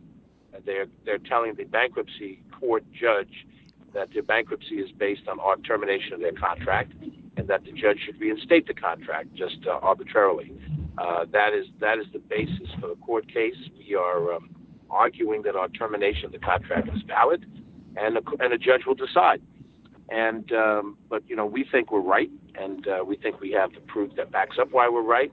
But we'll find out. Once again, just like there's a court of public opinion, and ultimately the voters are always right. They decide. In this particular case, the court of law will decide. If it falls to us that ultimately Standard Amusements, in this particular case, Nick Singer, the sort of one-man principal of Standard Amusements, if it's his park, it'll be Nick Singer's Playland, and the court will decide that. If not, if they uphold what action we took and we maintain management of Playland, we're going to continue to manage it with energy, and the improvements we had last year, or this past year, 19, is just the beginning of what we hope will be some steady improvement over a number of years. But it will take time and energy and effort, and of course, we have to resolve, who's going to own or manage Playland for the foreseeable future, because you can't make 5-year deals and 10-year deals when you don't know if you're going to manage it a second year or third year in a row. People won't contract with you on that kind of unsurety. So hopefully this will be resolved. From my standpoint, it's a public park. I think some decision makers in the past have abandoned it, felt it was no longer valid. I think it's a plenty valuable park. I'd rather not see it turned into condominiums, as some have said should be, and that's where we're coming from. Okay, 748. I did want to ask you about something you mentioned, the college, the Westchester County Community College. I don't know that we've ever really talked about that. That's a pretty good school, and a lot of people depend on it. How does that impact you day to day, and how much have you drawn into those issues? Well, it's a part of our world. We have to vote on and pass the county community college, not called the county community college, the Westchester Community College budget. The state and the county are partners in the management of the campus, but we manage it independently. We have a board of trustees that make the decisions there. The president of the college, Dr. Miles, who's a Rochelle resident, is tasked with running it, and she reports to her board, and obviously dotted line to us and dotted line to the state education department. So there's a lot happening over there. It's a more critical facility now than ever because not just for people who graduate high school, don't know if they want to go to a four-year institution, would rather stay local and sort of get the feel of college. That's part of its constituency. But part of its constituency are people that are going back who only have a high school degree. Now they're in some field of endeavor. They want to go back at the much less expensive price of community college. They can get a 2-year degree, and then they can be in a step toward a 4-year degree at one of the other institutions in the county or elsewhere, and then gain professional credential by having a by having a bachelor's degree in some field or another, and move up the line. So there are also programs there that are on their own merit, classes and courses that will convey certain information that would be helpful. So, long story short, it's a fine institution. It's part of the SUNY system, which includes 4-year and 2-year institutions. But we play our role, and at this point, we're pretty pleased with the way things are going. It's a nice campus, too. I should add that. 750. We read every day in the papers, or at least recently we have, that the state has a $6 billion hole in its budget. And whenever we see that, we say to ourselves, I wonder how much of that is Medicaid, and will any of that get pushed down to the county level? We wonder the same thing, Bob. A $6 to $7 billion gap at the state is pretty significant. We'll see how the governor's going to present his budget sometime in mid-January. The State of the State message will be on the 8th of January. We'll all be up in Albany for it. And then after that, we'll see exactly how he proposes to close the gap. There's lots of different strategies. It's foolish for me now back in county government to try to theorize what they might do. Of course, yeah. I was up there when they closed the $10 million gap in 2011, and that was rough. It was a bigger gap. It was $10 billion, but it involved cutting back on school aid and a host of other things that were very impactful to local governments. There are some revenue streams that are possible. I don't know how they're going to look at legalizing sports betting, which is a potential revenue stream. It's one I would favor. I think that they should grant full casino licensing to Yonkers and to Aqueduct, which would probably put as much as $1 billion in the coffers as revenue, non-property tax revenue, which is what you're looking for to balance the budget. But the governor knows his business. He's a school governor. He's the governor of longest standing right now of any governor in the nation. My hope is, though, he does not throw it back on the counties, because if he does, it's going to destabilize our budget. Everything I promised, my plans, we cut taxes this year. I plan to freeze them next year. If I can cut them, I will. And still maintain county services, that could all go upside down if they dump a certain amount of these costs back on the county. And you have to remember, when we pay for Medicaid, we the county government, do not manage Medicaid. Right. We don't set the rules for Medicaid. We're just obliged to pay for a percentage of what's generated out of Westchester. That was a deal that was struck over 50 years ago at the time when Governor Rockefeller expanded Medicaid in New York State, and the county executives of that day agreed that we would pick up a portion of that money in order to allow for the expansion. Well, we do have the most widespread Medicaid program in the nation. and that helps a lot of people. But it's the underpinning for a lot of organizations, a lot of institutions like nursing homes and hospitals. Without Medicaid funding, there's any number of them that would cease to exist. But we'll have to see how it plays out, and obviously that's why we have contingency funds, and that's why I also did not want to overextend ourselves in this last budget. I thought the things we did were prudent, but we didn't go too far because we fear that we may get costs dumped at our doorstep. One more question regarding finances, and then just a couple of niceties. It looks like people are out shopping. Any idea how retail is doing? I know you don't go into the official sales tax numbers, but is retail doing okay in the county during this Christmas season? Do you know? Well, I'm a late Christmas Johnny shopper. Me too, and, sir. When I go out there, it's a madhouse. So Me it always too. looks like that things are going well. I don't. To me, I don't understand the psychology of the way people who are professional shoppers think. They go out there and they have a mad rush on Friday after Thanksgiving when they could wait a day. But I guess that's when the deals are. Here's what we can't tell, Bob. More and more people are buying on the internet. I see UPS trucks, FedEx trucks all the time, day and night, everywhere. I talked to a couple of fellows yesterday in my travels. They talked about, I do all my shopping online. And I think for a certain element of people of any age, certainly younger, people who, in their 40s and below, they're just accustomed to shopping on the internet. I'm still a bricks and mortar guy. Me too. I like to walk in stores on a little downtown street. It feels good to me. Stop, have lunch while you're there, get your hair cut and shop. That's going the way of the dodo bird. And so it's hard to judge. And the way the state structured internet sales tax last year is they hold us harmless for whatever amount of internet sales tax revenues we got at the point in time a year ago when they put the new rules in. They take all the new money. But the new money is transferred old money. It's people who did shop bricks and mortars who now shop online. So it's not additional spending. It's transferred spending from one mechanism to the other. So, we think our sales tax revenue numbers are solid and they'll hold up. In fact, we have seen a little uptick in sales tax through the back to school and the Halloween seasons, which are lesser. But it's all about this season right now, the holiday season. And so the honest answer is we don't know yet, and we won't know for another couple of weeks. One last thing. I'm taking my granddaughter up there because I love it each year. How's the Winter Wonderland doing? I know you have one rain out. Yeah, we had a rain out a week ago Sunday or whatever Sunday day that was. Yeah. We've got very good attendance now for Winter Wonderland. It's this week now. The kids are out of school this week and next week that you really hit home runs up there because you can have it open during more time, more hours on the day. It's just like Playland when you open it up. Yep. The kids are off for summer vacation. You start getting the midweek attendance, not just the weekend attendance. The attendance has been very good this year, better than last year. We're enthusiastic about it. It really has found a niche, and the Kensico Dam Plaza is another one of our beautiful facilities. It sets itself up very nicely for that purpose. In my imagination, I'd like to see us do something else different in scope at Playland. And if we can do those things, then that will enhance it. But we're happy about that. Take your granddaughter; she'll have a great time. Yeah, I know she will. County Executive, anything you want to shout out about before we send you on your way, both to Christmas shop and to depose, sir? What a day!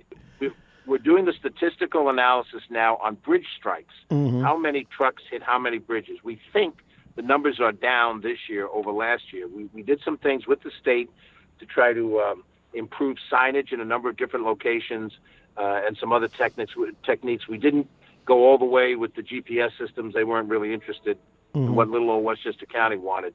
But we're hopeful that the statistics will show progress. Just like Playland, just like the pools, all the other narrative things that we talk about, we think we're going to show some progress in reducing bridge strikes, and we hope that that's a sign for the future. Well, I want to thank you for being with us this morning. Hey, just a little observation, I guess because of the holidays in the middle of the week. This is the lowest turnout I've ever seen. That you've been to the station here, and all the windows are open. It is not crowded today at all here at the train station. Wow. Well, when you have a Wednesday Christmas and therefore a Wednesday New Year's Day, you lose 2 functional weeks. Yeah, you really and anybody do. who works for a living says, great. That means an easy Monday, Tuesday, and particularly right now, everybody's hustling, getting ready for Christmas. If you celebrate Christmas, our friends who celebrate Hanukkah are doing Hanukkah. But once you get past Christmas, Thursday, Friday of this week, Monday, Tuesday, and Thursday, Friday of next week, it's going to be pretty slow. Mm-hmm. So I would just say to my friends out there, enjoy it. I'm going to go get deposed, and we'll go from there. County Executive, a Merry Christmas to you and yours, and we hope you do get some time off. No depositions after today. Take care, and thank you so much. Merry Christmas. Happy Hanukkah. Same Bye-bye. to you, sir. All righty, it is 7:58. This is Radio Westchester. We expect our own Jake to be calling in shortly. He's on the road. And we expect him to be calling in with his picks of the week. Actually, with his success or failure of the week, depending on whatever.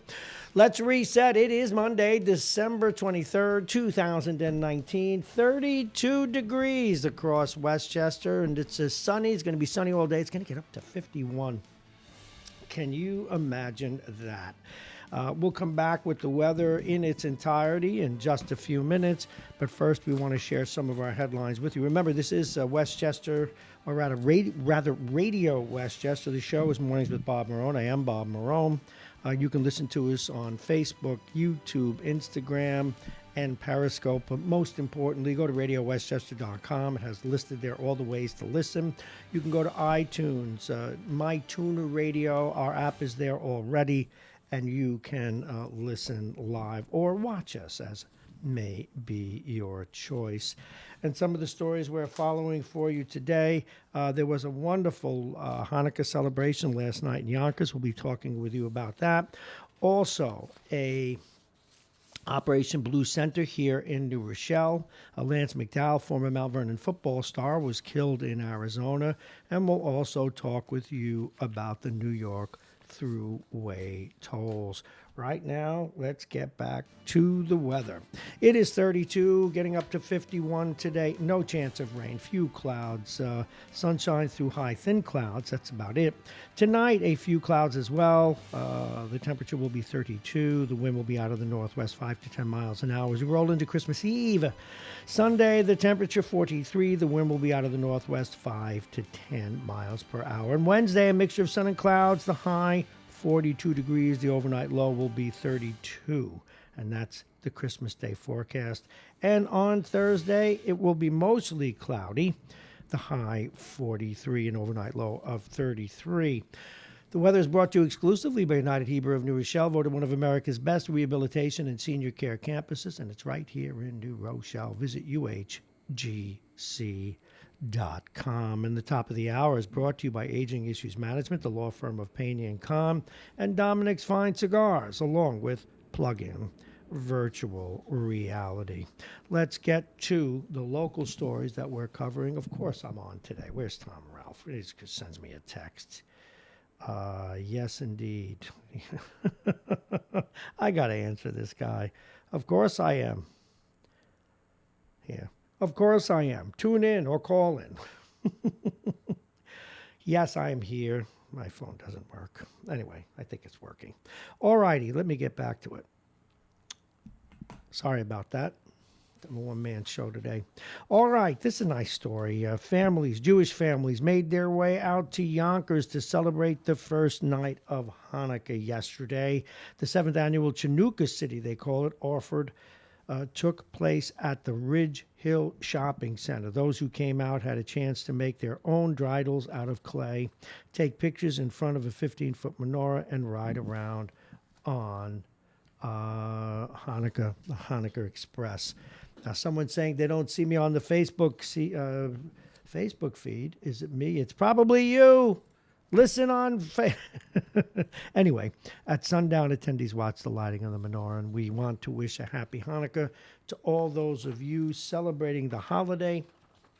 Today is the second day of Hanukkah. And for those celebrating Christmas, it was a nice Christmas yesterday, or at least a nice day here in New Rochelle. The season of giving was in full swing with Operation Blue Santa. This in News 12. For 5 years now, volunteers from the New Rochelle Police, the New Rochelle PBA, and the New Rochelle Police Foundation loaded up a convoy of police vehicles with donated toys. Later on, they went around the city to hand out the toys and gifts to unspecified children. Volunteers did not just give presents to the children they saw across the city, but they made special stops to families in need. If in 2021 you want a reasonable toll price, you better switch to Easy Pass, because they're going to raise the price of people who don't have Easy Pass. They're going to raise the tolls 30%. So you will want to get Easy Pass. 30% toll increase will be added to the driver's bills who go through the soon-to-be-installed cashless toll gantry. So no matter how you drive, no matter where you drive, if there's a toll, they will find you, they will get you, they will reach into your pocket and either send you a bill or take it out of your Easy Pass. The cool thing, though, is if they take it out of your Easy Pass, it's a lot less money.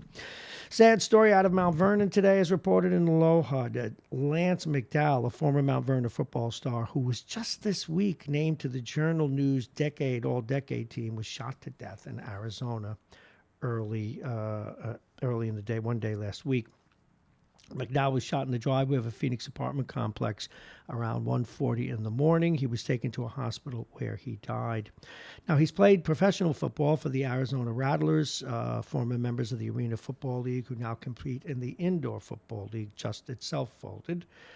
They were playing in the spring. The 25-year-old defensive lineman was named second team All-IFL this year.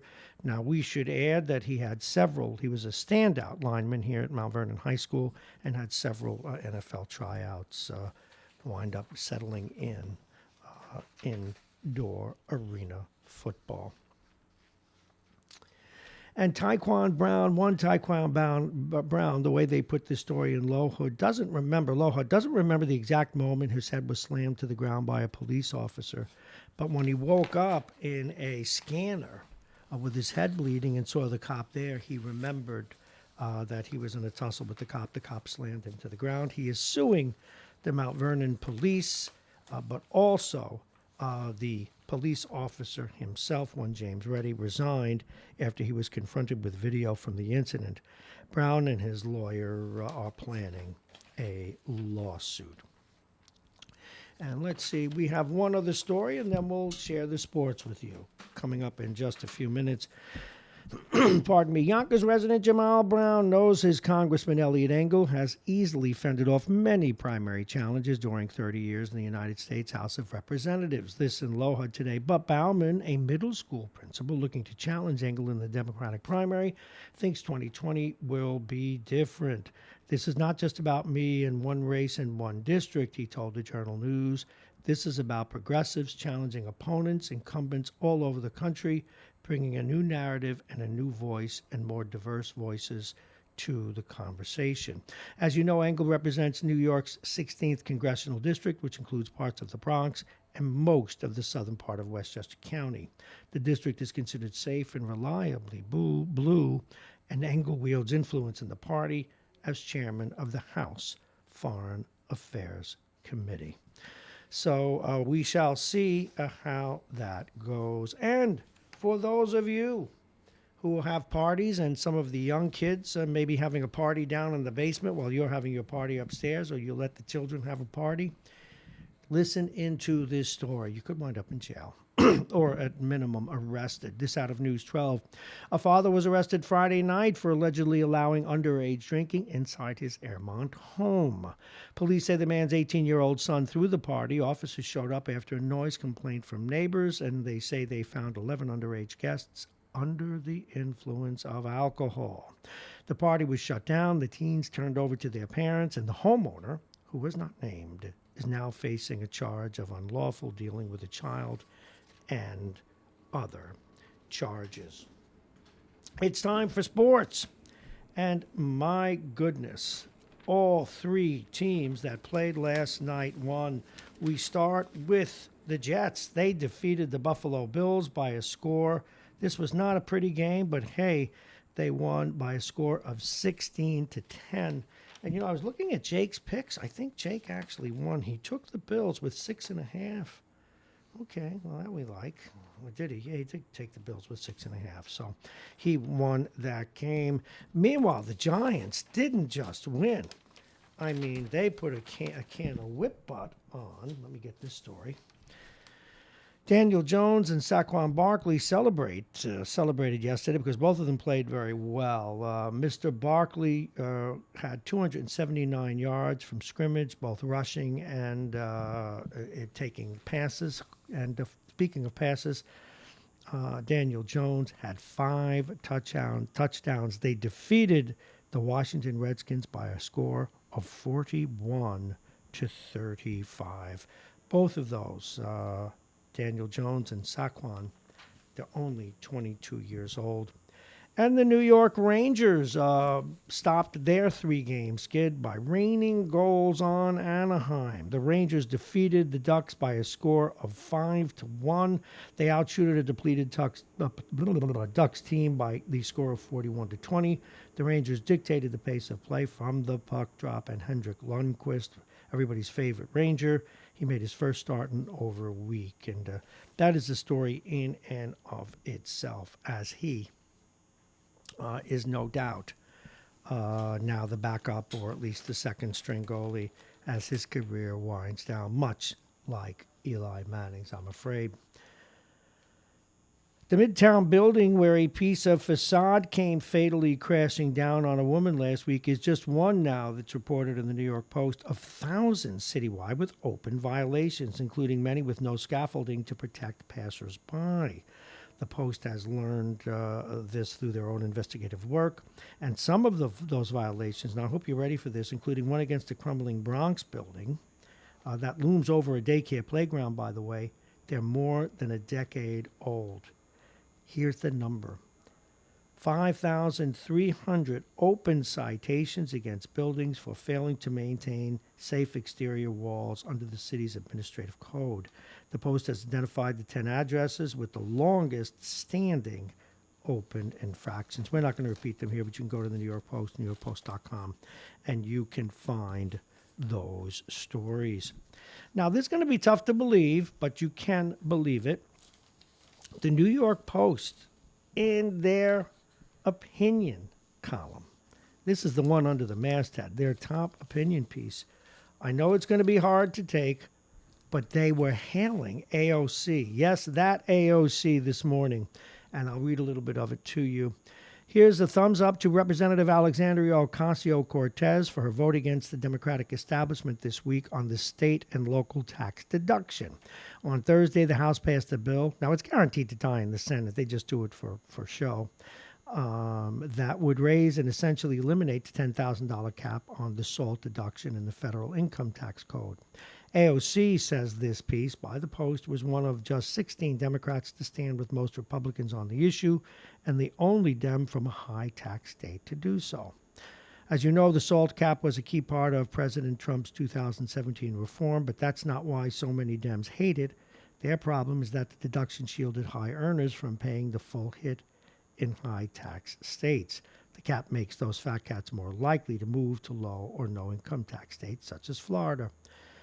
But they said AOC had the guts to acknowledge that doesn't make it any less of a gift to the rich. Without question, the SALT deduction overwhelmingly benefits high earners with expensive homes. More than 9 in 10 households in the top 1% would profit from a repeal. Only 3%, though, and this is the major point, only 3% of middle-income households would benefit. So, and this is the Post's punchline, kudos to Ocasio-Cortez for doing the math and standing by her progressive principles and her constituents. That is the New York Post. It is 8:11. We're going to take a break. Open up the telephones. 914. Let me see who's here. 914-222-3141. 914-222-3141. We will be right back.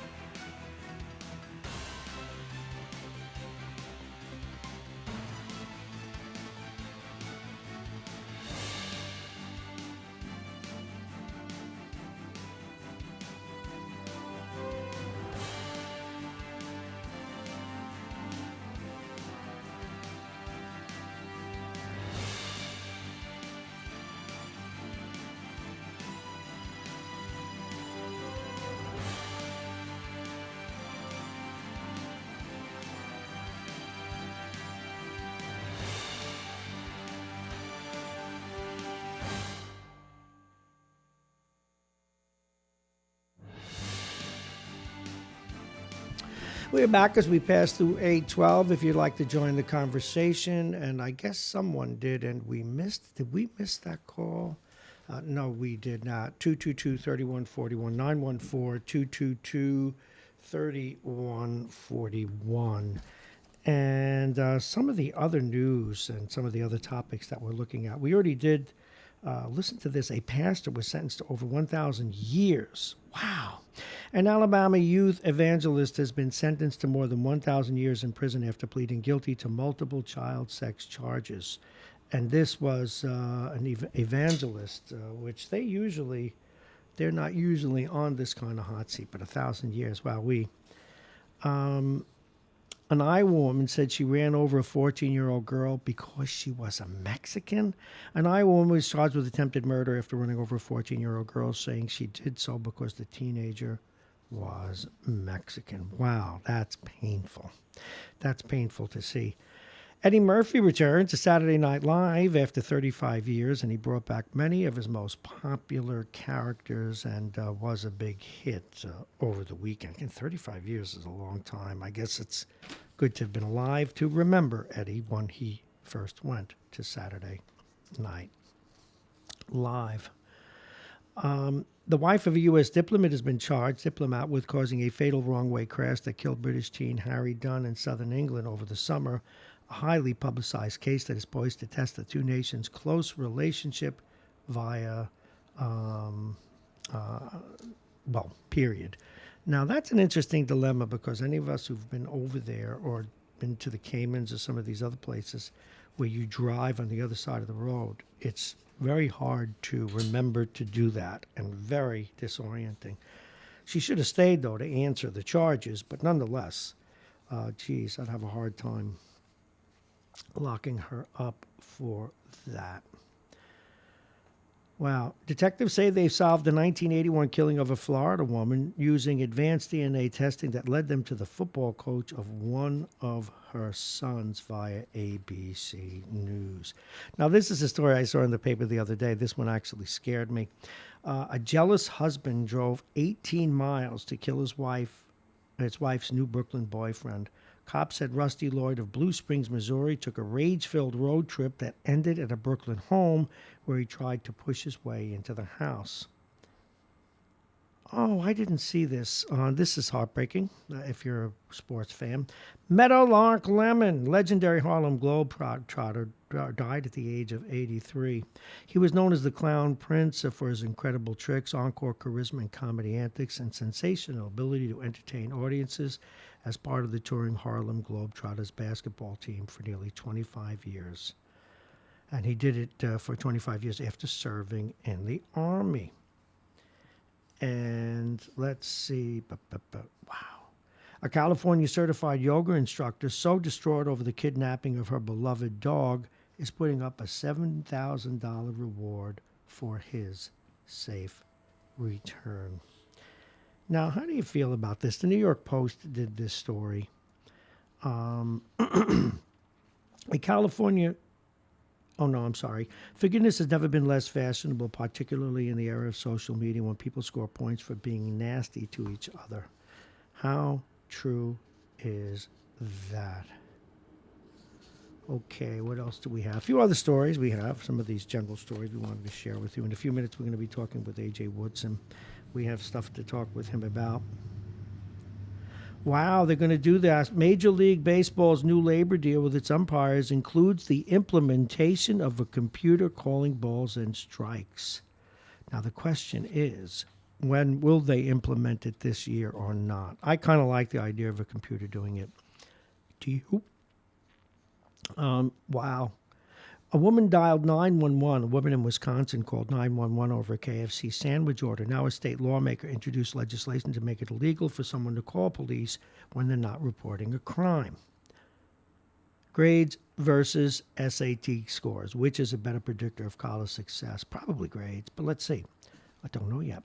If the University of California drops SAT and ACT test scores at an admission requirement, high school grades are likely to play a larger role in the admission process at a prestigious public university.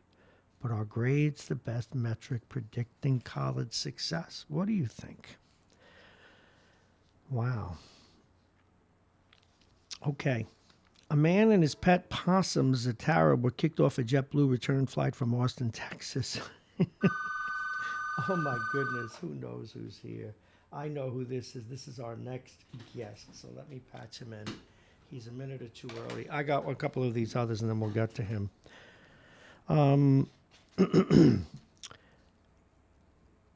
I hate Secret Santa exchanges. My office colleagues are coordinating a Secret Santa gift exchange. I don't celebrate Christmas and don't want to exchange gifts, but I also don't want to ruin any relationship. Should I complain since I think it is politically incorrect, or just politely decline? Interesting stuff. All right, let's go another weather report, and then we will go to our next guest. He is the very fine editor-in-chief of Black Westchester magazine. But let's take a look at the weather first. The weather is brought to you exclusively by United Hebrew of New Rochelle, voted one of America's best rehabilitation and senior care campuses, and it's right here in New Rochelle. Visit UHGC.com. It's still 32 degrees, on its way to 51. Plenty of sunshine, very few clouds. That's today. Wind out of the west-southwest 5 to 10 miles an hour. Tonight, a few clouds. The temperature 32 degrees. The wind will be out of the northwest 5 to 10. As we roll into Tuesday, Christmas Eve, it'll be sunny. The temperature 43. The wind out of the northwest 5 to 10. And for Christmas, a mixture of sun and clouds. The high 42.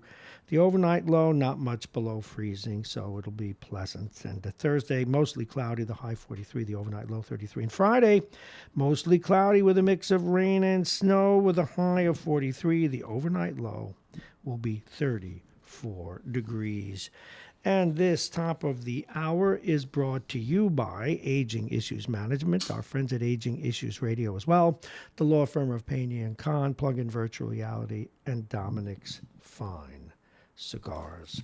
Let's go to our guest. Again, he's the editor-in-chief of Black Westchester magazine. Good morning, A.J. Woodson. How are you, sir? Oh, it's not A. In fact, Hello? it's actually Mitchell. Oh, Mitchell, I'm sorry. Well, we'll get him later. I'm sorry about that. I misread it. Happy Hanukkah to you and yours, sir. Merry Christmas to you and your family. Thank you very much. I don't know if you went up to Yonkers yesterday. They had a very nice celebration of the opening of the first light of the menorah. What's on your mind today? Well, I think you may have mentioned it. 3 New York teams win, and yet they found a way to lose. My Giants can't get themselves out of the way.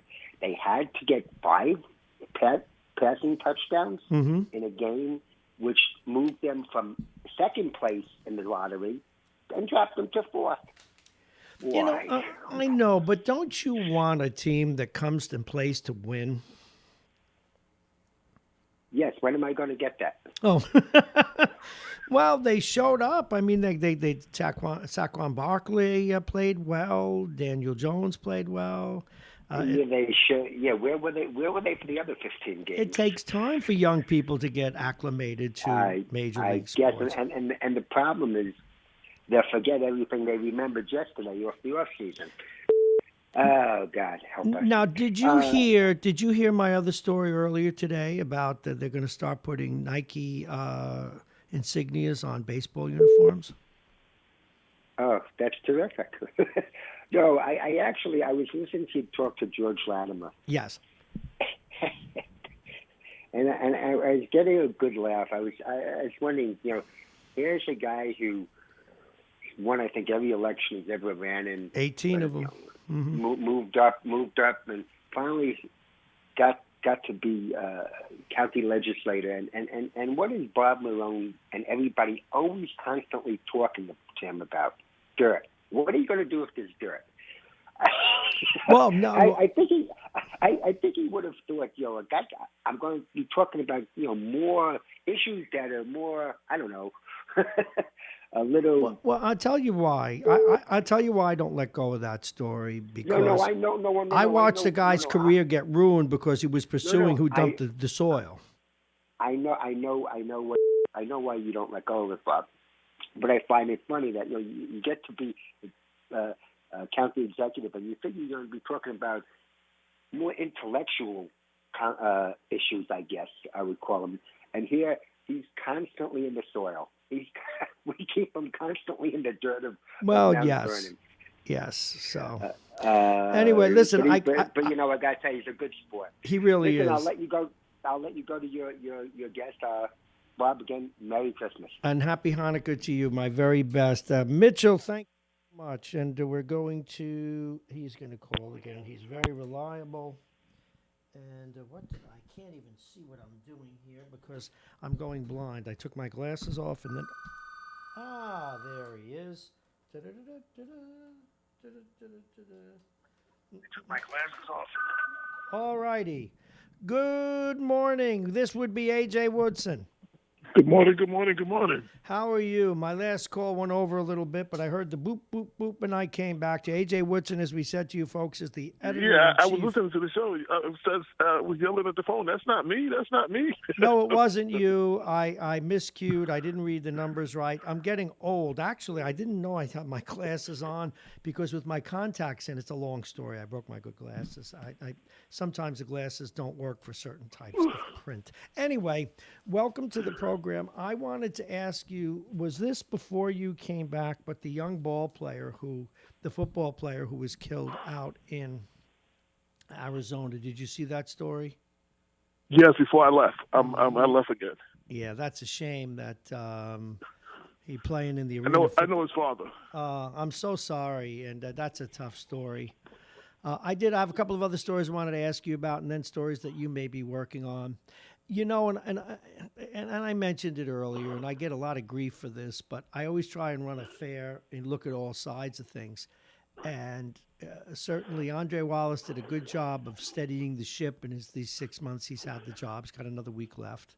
But now the 36 tons of soil have finally been removed. Do you think we'll ever know how it got there? I don't know. And right now, I think I said this to you before. Right now, that's not my main concern. I think we need to find out. But the removing of it was the important thing. Yes, it is. So the keys could be handed over to the county, and the county can do what they said they're going to do, and we can have Memorial Field back. Now, while the county is working on it, we can do all the investigations and everything we want, but I think we needed to remove the soil. And I think had Richard Thomas done what Andre Wallace had done, removed the soil during that time before all of this went down. What was it that Andre Wallace did? He would have won the primary outright. Well, yes, but what is it that Andre did that Richard certainly was? I mean, for good or ill, Richard ran on that issue. He pushed that issue. He put it at the top of the news for 3 years. And he wasn't there even to take a half bow for having done that. Well, that he earned. He pled guilty to a crime. But what did Andre do that others didn't? Remove the soil. No, but where did he get the money to do it? How was he able to do it? Why did they give him the money to do it and not Richard Thomas? I believe, and I can only speak from my opinion on this. Yes. And I'm clear that this is my opinion. I believe Richard Thomas was more concerned with who was to blame and the past administration and all of that other stuff. That, like I said, had he, because the one thing that the county said, the soil had to be removed before they stepped in and did what they had to do. And had Richard Thomas done this, Richard Thomas would still be mayor despite pleading guilty. He would have won the primary before he even pled guilty. That's interesting. Although he would have still had to probably step down when he cut that deal. So we'll never know, I guess. Well, we don't know what would have happened. They purposely, I really believe that the court purposely put the court date after the primary. Oh, so that was very fair of them, just to see what Richard. Now, if he won, I don't know what the outcome would have been. See, I'd like to think, but I don't know either. You know how it is doing what we do. Right. I mean, I'll certainly ask him. This is what we do. We're speculating. I mean, that's what we do. No, but this is what this is. I'll ask him the next time we have Richard Thomas on. But let's move forward. A year left to Andre, and certainly he steadied the ship and got it done. We look forward now to Miss Sean Patterson Howard, She's been as busy as any mayor that's not yet mayor that I could imagine. What are you learning about her? What do you think we're going to see in the first week or two of her administration? Well, I'm taking a wait and see approach. I understand how busy she is. I've talked to her about all of that. Not in great detail, but in passing, we've talked about all the things that she's been doing and her being busy. But once you sit in that seat and you have access to what you didn't have access before, what she does, I'm going to wait and see what she does. She still has to govern. Mm-hmm. You understand what I'm saying? And I can't even speculate what she's going to do first or what she's going to do and not going to do and who she's going to bring in, because that's all everybody's talking about right now, and everybody's just speculating. I'm gonna give her due and wait and see what those first 100 days or 90 days or whatever look like for her. Has she hired anybody yet? I know she had a transition team, because I wrote the story on that one. And there was a couple of qualified people on there. Dr. Brenda Smith, who's the former superintendent that everyone loved from Mount Vernon Schools. She's one of the people on the on the transition team. Former police commissioner, Yonkers Police Commissioner Charles Gardner is one of the people on the transition team. Former City Councilman Stephen Horton, I think his name is. He's one of the people. He's the executive director of the transition team. So I'm waiting to see what she's going to do, who she's going to hire, what her first, few things are going to be. And again, you got to give her a chance to get in the position and do something. So before I can, make any judgments about anything. Let's take a look at what you've been up to. Again, my guest is A.J. Woodson. He is the editor-in-chief of Black Westchester magazine. I saw some of the posts that you put out. I have a number of things that are on my A.J. agenda today. Your Person of the Year, how are those votes coming in, and when will you announce the winner, and how do you, feel free to use these airwaves to get the word out there. I'm doing a year in review, 2019 year in review issue that'll come out the first week of January. Maybe the 3rd or the 5th or the 7th, one of those days. The two highest vote getters, of course, Sean Patterson Howard, because of her historic win, and Andre Wallace. Wow. Why those Andre? Are the two. So, I was picking 3 people, unlike time. I was trying to pick 3 persons of the year, so it looks like both of them will be persons of the year, and the close third. Those are the 2 highest vote getters, and then there's a distance between everything else. Jared Rice was mentioned, well, of course, for his appointment to the court, and then some local activists and local people, which I think I want to go with one of those, have been mentioned. So, but the 2 highest vote getters are Sean Patterson Howard and Andre Wallace at this point. So they're neck and neck, actually. I take it I didn't get any votes. No. I would have voted for you, AJ. actually, I got 3 votes. You did get 3 votes. I got 3 votes, and Damon actually got a few votes. Well, yeah, he's your partner in crime. Yeah, sure. But there will not be. I will not be the person of the year. Black Westchester person of the year, no matter how many votes I get. Well, you know what? You have to use the old Johnson line. I shall not seek, nor will I accept the nomination of my party as your person of the year. Right. I just think that would be cheesy. Even if I got the most votes, I still would. I would get such a kick out of it if you did. Let me tell you. Hey, you know what's interesting here at the train station? It's light. There's not a lot of. It looks like a Saturday out there. No one's going to the train. It's a little better than a Saturday, I guess, but no one's going to the train. It's amazing. My guest, A.J. Woodson. So, where's your paper headed? What new features will you be adding? Where are you going as we head into 2020? I want to do more of a tech section, reviewing all the new a geek sheet, media, the new cell phones, the new gadgets. I'm just looking for the perfect writer to do that section. I want to do more of what I call the urban spoon section, which is like a review of soul food, Jamaican restaurants. You know, just I want to have more spotlights on them this year. I in my lifestyle changes and what I have to eat and everything. Are you still doing that? More. I took some time off for the holidays, but I will be getting back into it heavy. And Damon has switched to a straight plant-based diet, so I will be doing much. Damon? More Wait, whoa, back up. A lot of people don't know Damon the way you and I do. He's a big guy. He's going to have to consume a rainforest. Are you kidding? There goes Brazil, folks. It's going to kill me. Plant-based.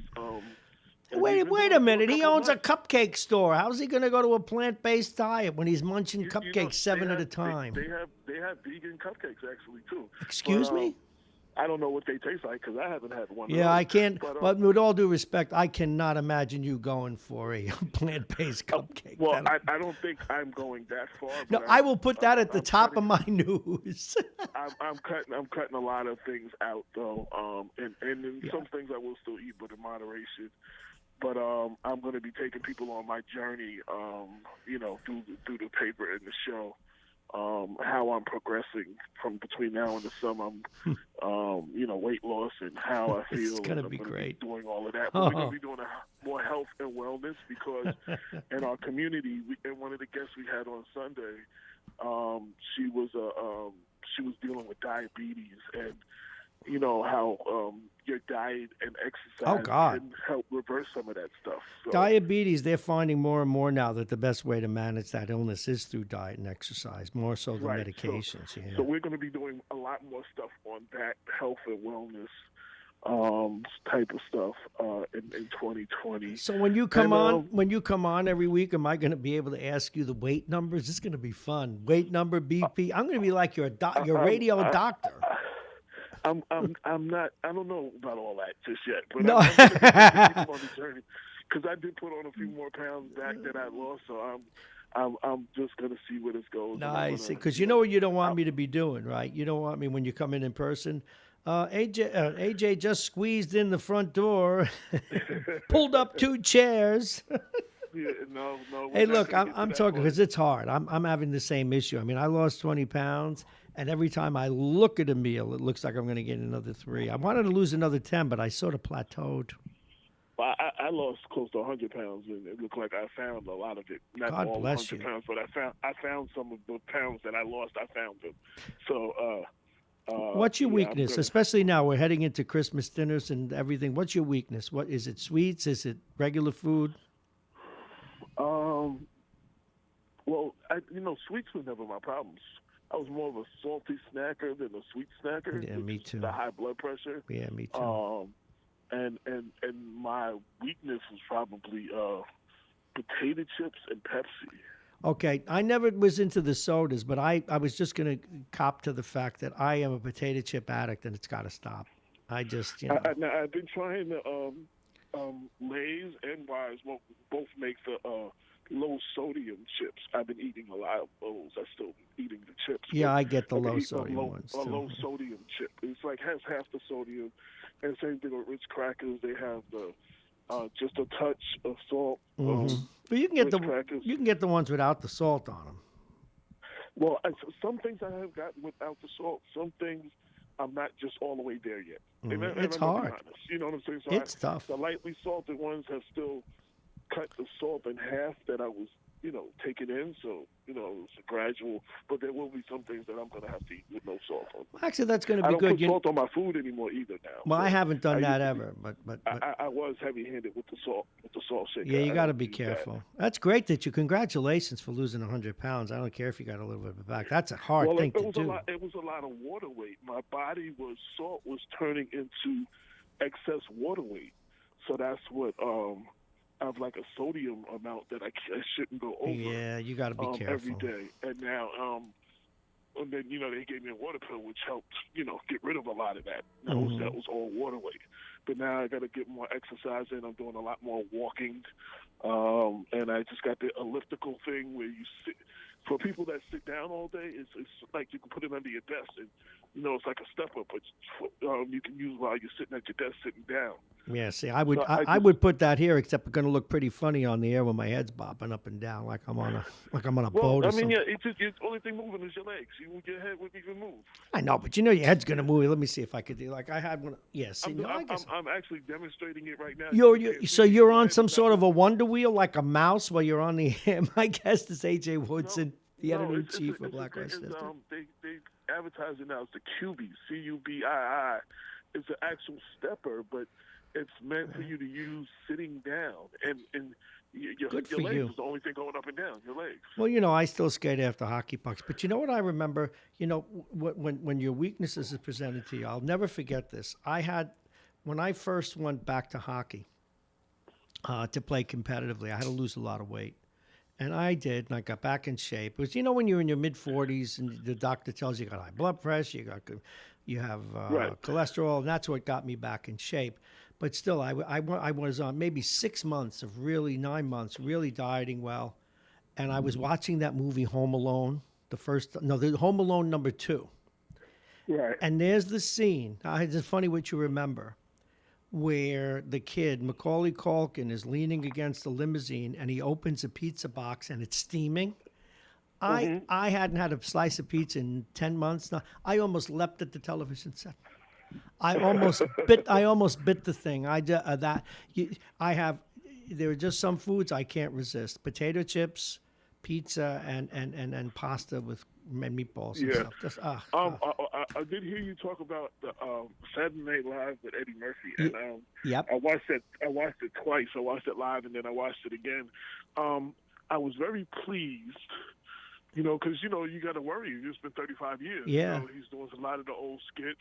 I mean, he's funny, but I mean, and some of the skits that he did then, how they would play now, because we have all this political correctness now. So some of the things you can get away with, even Joe Piscopo said, some of the skits they used to do, they might not play well now. No, they can't. You know what I'm saying? So, but he was able to do a lot of the skits, and they were funny.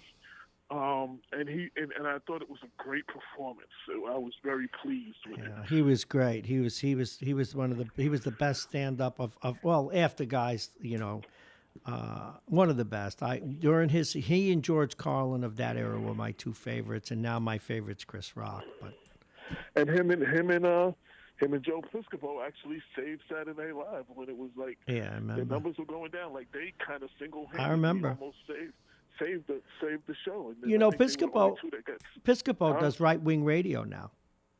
Oh yes, does he? Yeah, he does right-wing nut radio. Yeah, he's become a real wing nut. Well, you know what? A lot of guys. They took a little shot at it, though. Well, I'm glad they did. Only because, you got to make a living. I get it. But guys like him and Lionel and Mark Simone, in order to stay relevant, they became conspiracy theorists. And it's heartbreaking because a lot of people watch that stuff and listen and believe it, and it's killing our country. One more Eddie Murphy thing. I think one of the funniest things outside of the skits was something that he said. He said, "Who would have ever thought that he would be a stay-at-home dad for 10 years and Bill Cosby would be in jail?" Yeah. He said, "Who's America's dad now?" Did you ever see the skit he did about when your girlfriend's mad at you and she goes off to the Caribbean by herself? Oh, yes. Jacques yes. Next to St. Jacques, yes. Oh, man. I love that. You pretty one, I leave you home alone. God. Yeah, that was before the movie Stella Got a Groove Back. Which was basically about that same thing. Yeah, about that same thing. God. Yeah. That scares every guy ever watches that. Oh, my goodness. Dexter St. Jacques. Yeah. Just there to. In that whole show, he goes, "Ma, I want McDonald's. Instead of giving me McDonald's, I get a piece of meat on a piece of white bread." And I ain't got the money to go to McDonald's. I want McDonald's. I love that stuff. So anyway, what else you planning for the paper coming up in? Well, we've already started. There are at least 10 or 11 candidates running for Nita Loisi. Oh my goodness, everybody! Yeah, we've interviewed two of them. Yeah, I've had three of them on. Asha Castleberry was on last week. I had her on. Mondeer Jones was on Sunday. Had him. And we've already booked Catherine Parker for January 12th. Yeah, I got a book card too, Catherine. Yeah, it's going to keep us busy just booking these people. I'm going to hear from the rest of them. You sure are? Because Asha Castleberry did a very good interview. Damon and Lorraine interviewed Mondeer. I was on the phone, so I did ask them a couple of questions, but they did a very good interview with him, and I just sent that out. So Mondeer's a smart guy. I had him on Mondeer, I guess it is. He's a very smart guy. Worked in the Obama White House. He's been an attorney with the county. He went to Harvard. Right. He's a smart guy, yep. and he's for those of you, this is radio, even though you can see me now. But he's a very good-looking gay African-American with a great education. He checks a lot of boxes, man. He really does. And I have to say now, him being gay, the difference. I interviewed Sean Patrick Maloney, I think it was. Yeah, I did. Yeah, he's still a congressman up county. Yeah. And Damon hosted the Democratic. Debate between all four of the candidates running for in the primary, and the difference between Mondeer Jones and the Sean Patrick Maloney, every answer that Sean Patrick Maloney answered in the debate was being the only gay man here, blah blah blah blah blah. Me and my husband, blah blah blah. Like it was like, we know that you're gay and that's cool. But it was like it didn't need. It shouldn't be the only reason that you get elected. Yeah, right. Like in every answer, it was like, and being the only gay person here, and being that I am gay, like that was his answer. See, Mondeer didn't do that. He didn't mention it until. At the end of the interview, he mentioned. That's what he did here. I had him on for an hour. We had him on for an hour too, yeah. And remember when it was at the very last question when I said, why should people vote for you? And then he mentioned, as a gay African-American lawyer, blah, blah, blah, representing, right. And that's when it came out. I asked him, anything that I didn't ask you that you want people to know? And then that's when he said it. And that was like 5 minutes before the interview was over. And, I appreciate that. Just like me getting up on the stage and asking a bunch of questions, and every question is being the only black man here. Yeah, I have to tell you that, you know what I'm saying? Like that, it becomes a turnoff at a certain point. Well, it does because you become a one-trick. Maloney, it was a turnoff for me. I had no problem with him being gay, but it was a turnoff that was his answer to every question that he mentioned. And when he didn't mention that, he mentioned his husband 4 times in the answers. You know what I'm saying? Mm-hmm. So it's like, that I saw that being the difference, and I appreciated that in the Mondeer interview this week. Speaking of last questions, let me remind folks, my guest is A.J. Woodson. He is the editor-in-chief of Black Westchester magazine, and he, along with people like Bob Cox and Hezzy Harris and others, they're John Bailey, the reason we do this kind of radio, because these are the people who do the stories, the tough stories where the rubber meets the road. You're listening to Radio Westchester. It's 846. As you were a music impresario before you came to hard journalism. Do you like it? Do I like the journalism? Yeah. Do you like what you're doing? It's funny. Before Damon approached me with this idea in May 2014, I really wasn't into politics. My whole involvement of politics was like a lot of people. I voted. Yeah. And I didn't even vote in every election. I voted for Bill Clinton twice, and I voted for Obama twice. Like, mm-hmm. that was my literal involvement in politics. Mm-hmm. I had no, no concern over city council people and assembly people, and I didn't realize what they do, like a lot of people, what their positions and their roles were. I didn't know anything about a charter. Like, I literally, the first 6 months of doing this, had to, it was like taking an advanced course in college. Like, I learned everything, and then every story I did, I learned some more, and I can tell the difference in how I handled things in year 1 and 2, and I know so much more now. You know what I'm saying? So even in my editorials, which are opinionated, they're more educated, in my opinion. Oh, sure. Because I know more. I as far as do I like it, I really like covering entertainment, music, athletes, and stuff like that. I really do. But I feel like this is my this chapter in my life is for giving back, and I really do enjoy educating people and letting people know about their rights and being a person that people go to when they have no other voice or Yeah, no other I get way that of a lot. getting, like, to come on my show and to tell your story where you have no place else to tell it, to be able to shed light on things that a lot of people don't want you to know as a voter, as a resident, and your rights, and all of these things. I really, that thrives. It burns you out though. It does. But every time yeah. I wonder if it's worth it. I got a call just before I left again for the holiday from a lady from Greenberg, and she said she hadn't seen the paper since September, and she went and she looked up the number from the paper, and she called, and she wanted to make sure that that it was still going to the Greenberg Library, and she was saying, keep doing what you're doing, and it was like it was just what I needed to hear, because you sometimes don't know. I come from a record. I started in the music business as an artist.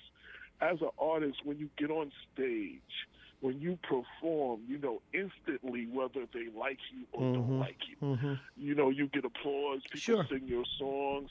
I've never been booed, so I don't know what that sounds like. But if they don't like you, they boo you. You know instantly. Sure. I can write the most dynamic editorial, and they can read it all over Westchester, but I can't hear the response. You don't get it. It's very true. So sometimes you don't know if you're really reaching people, or if people even care what you're doing, or if you weren't doing it, would it make a difference anymore?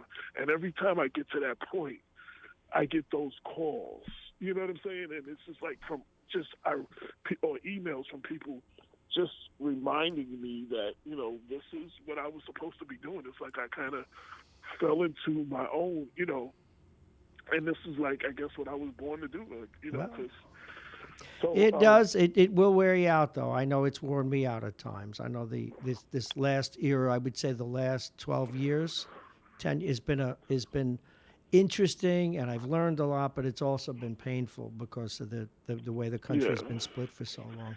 But hey, listen, I just have to take breaks from me, because at this point now, I know too many people, and everybody, and I want to be clear when I say this. Everybody's story is important to them, but people don't realize everything is not newsworthy. Like, just because you call me. Oh, right, yeah. Put this in the news. Yeah, I get that all the time. Absolutely. Yeah, so, that's a challenge. But I have to start taking time for myself. And that was, again, for my health and my journey, my mental health. I have to actually tune out sometimes, turn the phone off sometimes. Take my little breaks like I'm taking now. I got to tell you, time with family. AJ, when the weekend comes, I don't put my phone. I even leave it off until 1 or 2 or 3 o'clock in the afternoon. But Nachi, Sundays I start a little. Take a date. Every time it's funny now. Richard Thomas is not in no more. But every time I said, you know what, I'm not doing anything for the next 2 days, Richard Thomas would do something, and it would be a major news thing. Like, and I can't afford. Even if I'm not there, I get 50 million calls. Did you see the press conference? Or did you see the Board of Estimates meeting? Yeah. And this happened. And I know exactly what you're talking about. And then you got to make a decision. What are you going to talk about? What are you going to report? Did you verify the story? You know, it hasn't been put up yet. But I keep. So you never really get a break. But even when it's like having a newborn baby. You have to learn to sleep when the baby sleeps. Yeah. Because your time is not your own anymore. And I have to learn when it's really slow and there's really nothing going on, that I have to disconnect sometimes. And, we have some people like Atif Coleman used to go out for us. Brenda Crump goes and covers the press conferences. I know Brenda, yeah. And a lot of people, go do this, they go cover stuff, and then, or they'll cover an event and take the pictures and write something and send it to me. So it gives me a break because I realize I can't be everywhere, even if everybody wants me in particular to be there. I personally can't be everywhere and still do the work. So, well, you just have to take time for yourself and find other things realize the things that are important. Family. Well, apropos of what you're saying, I wrote this piece it's not out there yet, but I want to get it out there. It's written, one part of it's tongue in cheek, which is, I don't mind you saying that I have a face for radio, but I do mind when you say to me, all you do is sit and talk all day for 4 hours, because in the example I use is a Sunday when everyone else is watching football, I'm going through the newspapers. I watch the morning shows, all the morning national shows. Right. And then when nighttime comes and everybody's watching the last football game, I got to get to bed early and make sure I've got all my stories lined up and double check that my guests are available. I bet you got a text from me last night about 11 o'clock. And so while and I just finished doing the radio show. Yeah. And I cooked my mom's baked ziti. It was my night to cook last night. So. Don't start about don't mention ziti to me. That's one of my weaknesses. Oh God! But anyway, so to talk to some of the people that I talk to requires a lot of reading. I'm not complaining. I love what I do, but yeah, it's a lot more work than people think. Listen, I know it's coming up on 9 o'clock. I'm glad you're taking a break. I'm going to try and get a couple of days of rest too. But listen, thank you for all. I know we'll talk again before the New Year's out, but for all your contributions to the program, continued success of Black Westchester magazine, and I can't wait to talk to the fact that you outed Damon for going vegan is not. He's going to pay a price for this. Let me tell you. I may send him a bag of lettuce. Yeah, he's proud. I mean, he's starting this whole plant-based nonprofit to educate people. He's starting a nonprofit for plant-based food. yeah, plant-based. It's plant-based. The cupcake. I forgot the name of it, but it has to do with plant-based.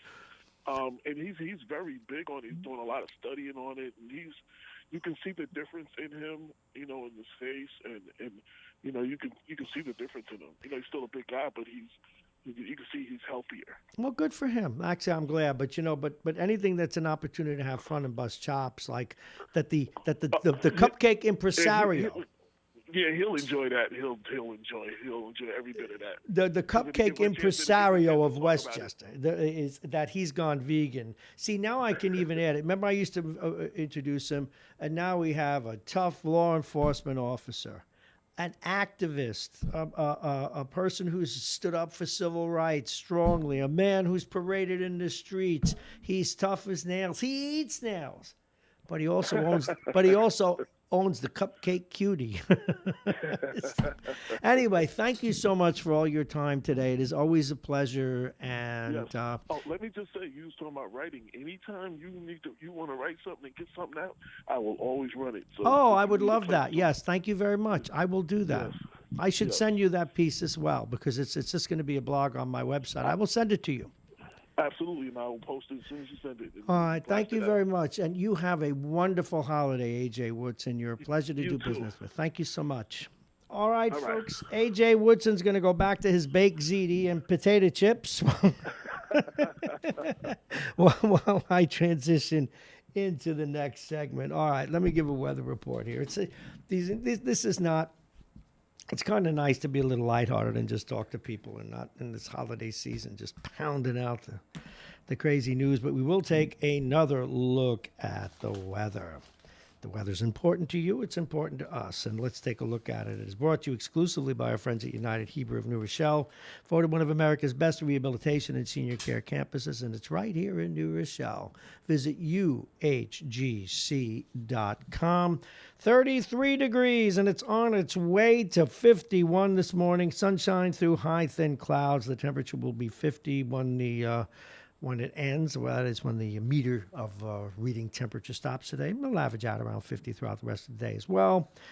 Tonight, though, a few clouds, not many. The temperature 32. The wind out of the northwest 5 to 10 miles an hour. Now, tomorrow, Christmas Eve, sunny. The temperature will level off at about 43. The wind out of the northwest 5 to 10. Christmas Day, a mixture of sun and clouds, getting up to about 42. And the overnight, again, 32 degrees.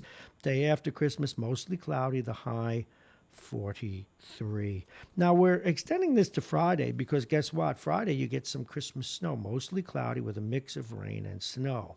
The high, 43 degrees. The overnight low will be 34. And the bottom of the 8 o'clock hour was brought to you by the United Hebrew of New Rochelle, the top-rated campus of senior care. Visit uhgc.com.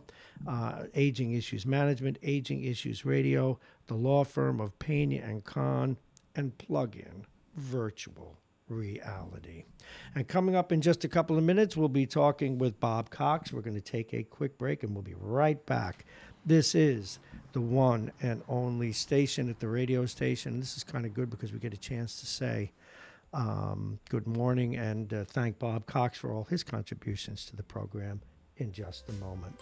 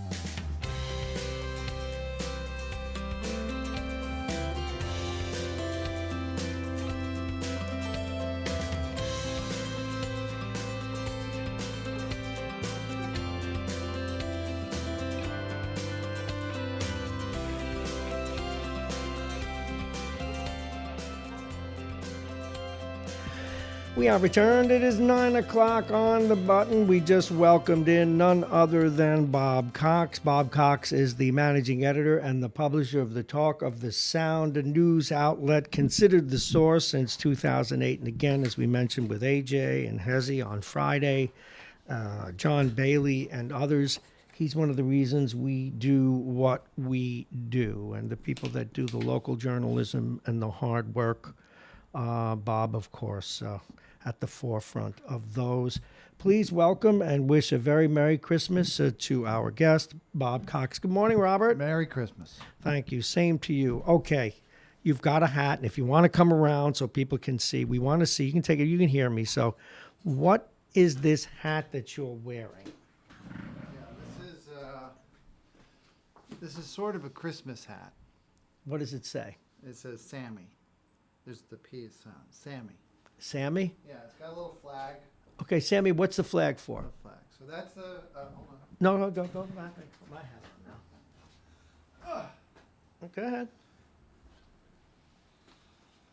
So the flag is for the Sami people. And the Sami people are the sort of native people of Scandinavia. Okay. Who live in the very far north. So if you know the Scandinavian area, you have Norway, right, Sweden, and Finland, those three countries. But they're mostly situated in the far south, right, populations, because they're near the and then water. Denmark's on the tip over there. Yeah, and they're near the Baltic. The Baltics, right. Yeah.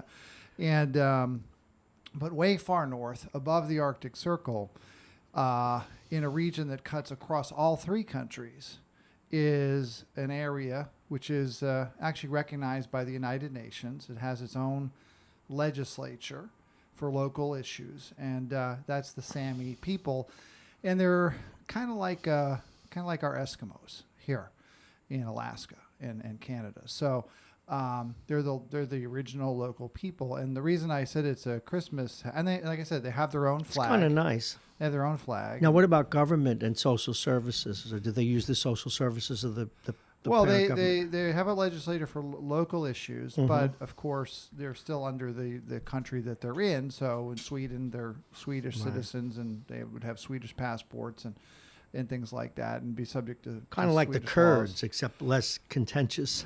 Well, except that the Kurds aren't recognized by the UN. Well, that's And, right. This group is, and also they're not at war with the three countries That they were in. they're in. That does help. So, so the reason I say it's Christmas has, because when I went to that region, I went to the Arctic Circle up in Norway and Sweden, and actually rode the Arctic train that goes from far western Norway. You got to tell me, did it go across to all those Russia. countries? It goes Or- all those countries to Russia. I only went as far as Sweden, and then I flew down to Stockholm, Is but it- did about halfway. Now, isn't there? Is Finland? I'm trying to think. Is it contiguous with Russia? It doesn't. Does it? Or is Yeah. there a river it has Well, to cross? in fact, it was part of Russia. It was part of Russia. Until I know not that. that long ago. Well, no, but you don't have to cross any water or bridge or anything. It's still contiguous. No, I can't Helsinki is kind of around the bend from Right, okay, got St. it, got it, Petersburg, okay, yeah, so you can all right. you can drive short distance to get from A to B. Because I know a lot of good movies that were Russian based, but during the Cold War were shot in Finland. Like one of my favorites, Gorky Park, shot in well. Finland. Yeah. So, in any case, when I was there, this was a couple years ago, I went to a museum for the Sami people. For the Sami people. And I was like, looking at all this stuff, and I said, well, this is the basis. These people are the basis for a lot of what we have at Christmas. Because, first of all, their main business is herding reindeer and selling reindeer milk and things like that. And so they're into they're the people who are in charge of all the reindeer up there. Also, their clothing is exactly what you would see on an elf. The curled up toes on the red boots with the little bells I on their see a clothes. slight smirk looking at me saying elf, but continue. No, Okay, no, so no. height jokes. No, okay, no, go but ahead. it was just amazing to see all the exhibits of the clothing and the tools that they had, and so you just look at it and say, well, this is where they got all that from. How So interesting the is Sami. that? I mean, not to be pejorative to the Sami people, but they're what people who created the origin stories of Christmas when they Of said course, the North yeah. Pole and they said the elves and they said Santa and all this kind of stuff. Well, I believe, and no one told me this, I'm just looking at the exhibit saying, well, this is the basis it's for one a of the lot of. basis, So I yeah. consider the Sami people to be the archetypes for a lot of what we celebrate Now, at Christmas. racially, what are they European? Are they more like Indians? What do they look Gee, like? I don't know. I mean, I Didn't know you what see any of I them? know what they look like, but I mean, I don't know what the genetic origin of them is. I really don't know. I just they're different. They are different. I mean, they're not the typical Teutonic. They don't white- look like they're Swedish. That's what I mean. Yeah, yeah, okay. The blonde hair and all that. Although, I was in Sweden, and it's not like everybody has blonde hair. No, but, I know. I realize that. but a lot of them do. But Now, why did you go so far north? It sounds really interesting to me. I not only went above the Arctic Circle, well above the Arctic Circle, I went in February. Great. Yeah. So the good thing is... Why don't you go to Death Valley next the good summer? thing is no tourists, right? No tourists, because even the people in Norway and Sweden are like, what are you going up there for? Well, actually, I appreciate that you did that. What motivated you to do it? Well, the truth is, if my wife's not listening, I woke up Oh, on... God, I hope she's June- not for your sake. I woke up on June 28th, 2016, and it was our wedding anniversary, and I hadn't gotten her anything. Oh. And I thought, well, I need to do something clever, not just take her out to dinner, although we did go out to dinner.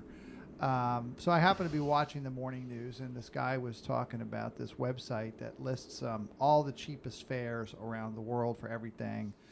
And I thought, well, let me go find the cheapest fare to the place that's the most unusual that I've never been to. Mm-hmm. And I found this incredibly cheap flight to Oslo from JFK on Norwegian Air, which was then a brand new airline. and the tickets were $300 each round trip. Round trip. So I said, wow, okay. So I just impulsively bought the tickets and told my wife, But your present is I'm taking you to Norway. Bob Cox, Oslo's one thing in the heart of Norway, but going all the way up north is another story. Okay, so Let's get to this. Then, so we made the trip. I think great. it was a 12-day trip over the February break. We added a couple of days. And so then I said, okay, well, how much can you really do in Oslo? No offense to Oslo, but it's not a 12-day city unless you're visiting family. So I wanted to look at going other places. So I wanted to go to Stockholm and I wanted to go to Copenhagen. It just wasn't going to work out to try to do exactly what I wanted to do. And then I thought my wife always wanted to see the Northern Lights. And I found out that there's this area up north in Norway that's considered the best place to see the Northern Lights. It's called Lofoten Island. And I'm probably pronouncing that wrong. But how did you get there? Okay, so it turns out that it's not easy to get there. Yes. Okay, it's easier. I love this. This is better. It's than easier hard, it's easier to get there in the summer. Okay, but if you try But you went in February. yeah, so things like Would you ski over? Ice skate? There's ferry service. There's helicopter service. There's planes you could take up there, but so I thought, well, that sounds good. Like we could take a ferry to here, then we'll get to see the coast, beautiful, the fjords, right? And then we could take the helicopter across to the islands, and that'll be interesting. I've never actually ridden on a helicopter. That'll be kind of exciting. And I picked a place to stay in, which is the capital, and I'm going to pronounce it wrong, but it's like Volvera. Volvera, the capital of what? Of the Lofoten Of Islands. the Lofoten Islands. Okay. So now you're in the middle Now, of the nowhere. Lofoten belongs to Norway. The Lofoten Yeah, it's like an Islands, archipelago okay. that Right, sticks yeah. out into the water. And so the town of Volvera, I think I'm pronouncing it sort of correct. It starts with an S, actually, so it looks like this is Volvera. Yeah, one of those things, sure. Volvera. And so it turned out that the ferries don't run, because things like ice. Yeah, that gets in the way. And slippery stuff. although, the water passageways are open, that's why it's called Norway, the North Way. It was a way up to go north for fishing and trading, a million years ago. But no helicopters run. So there was flights up there to a former Air Force base, and so Narvik and Harstad are the two towns that are serviced by this airport. So there's the Narvik Harstad Airport, and it only has flights once a day. And so that gets a little dicey because if you end up missing your flight or something, you're kind of stuck. So there's a bus that then can take you from the airport out a couple hours onto the islands. And so that's what we did. Well, I was going to do that. Then I thought, well, if I miss the bus, then I'm stuck at the airport till the next day when the only bus runs once a day. I didn't realize that, of course, the bus doesn't go anywhere until the plane lands because the only reason the bus is there is because of the plane. But I rented a car. So I drove out onto the islands. There's bridges and tunnels that lead out there. Were there any roads over the ice? No. They I guess not that long ago they built a whole connecting highway system. Okay, that's good. But it's not that old, and I guess they wanted to open it up. Hold it right there now. It's February.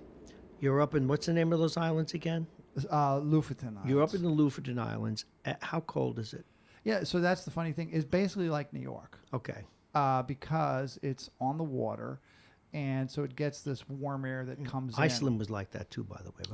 So if you're a little bit inland, think of people in this country, maybe like in San Diego, it's beautiful weather. But if you go inland 20 miles, you're in the desert and it's really hot. Yeah. So as long as you're on the coast, it's fine. When we went on the train later through Norway and Sweden east of where we were, then, it was really cold. I actually jumped off the train a couple of times just to see what it was like in Sweden. You got right back on the train, didn't you? Well, it would stop and I'd step off and make sure I got back on because if you get left out there. What was the temperature, do you know?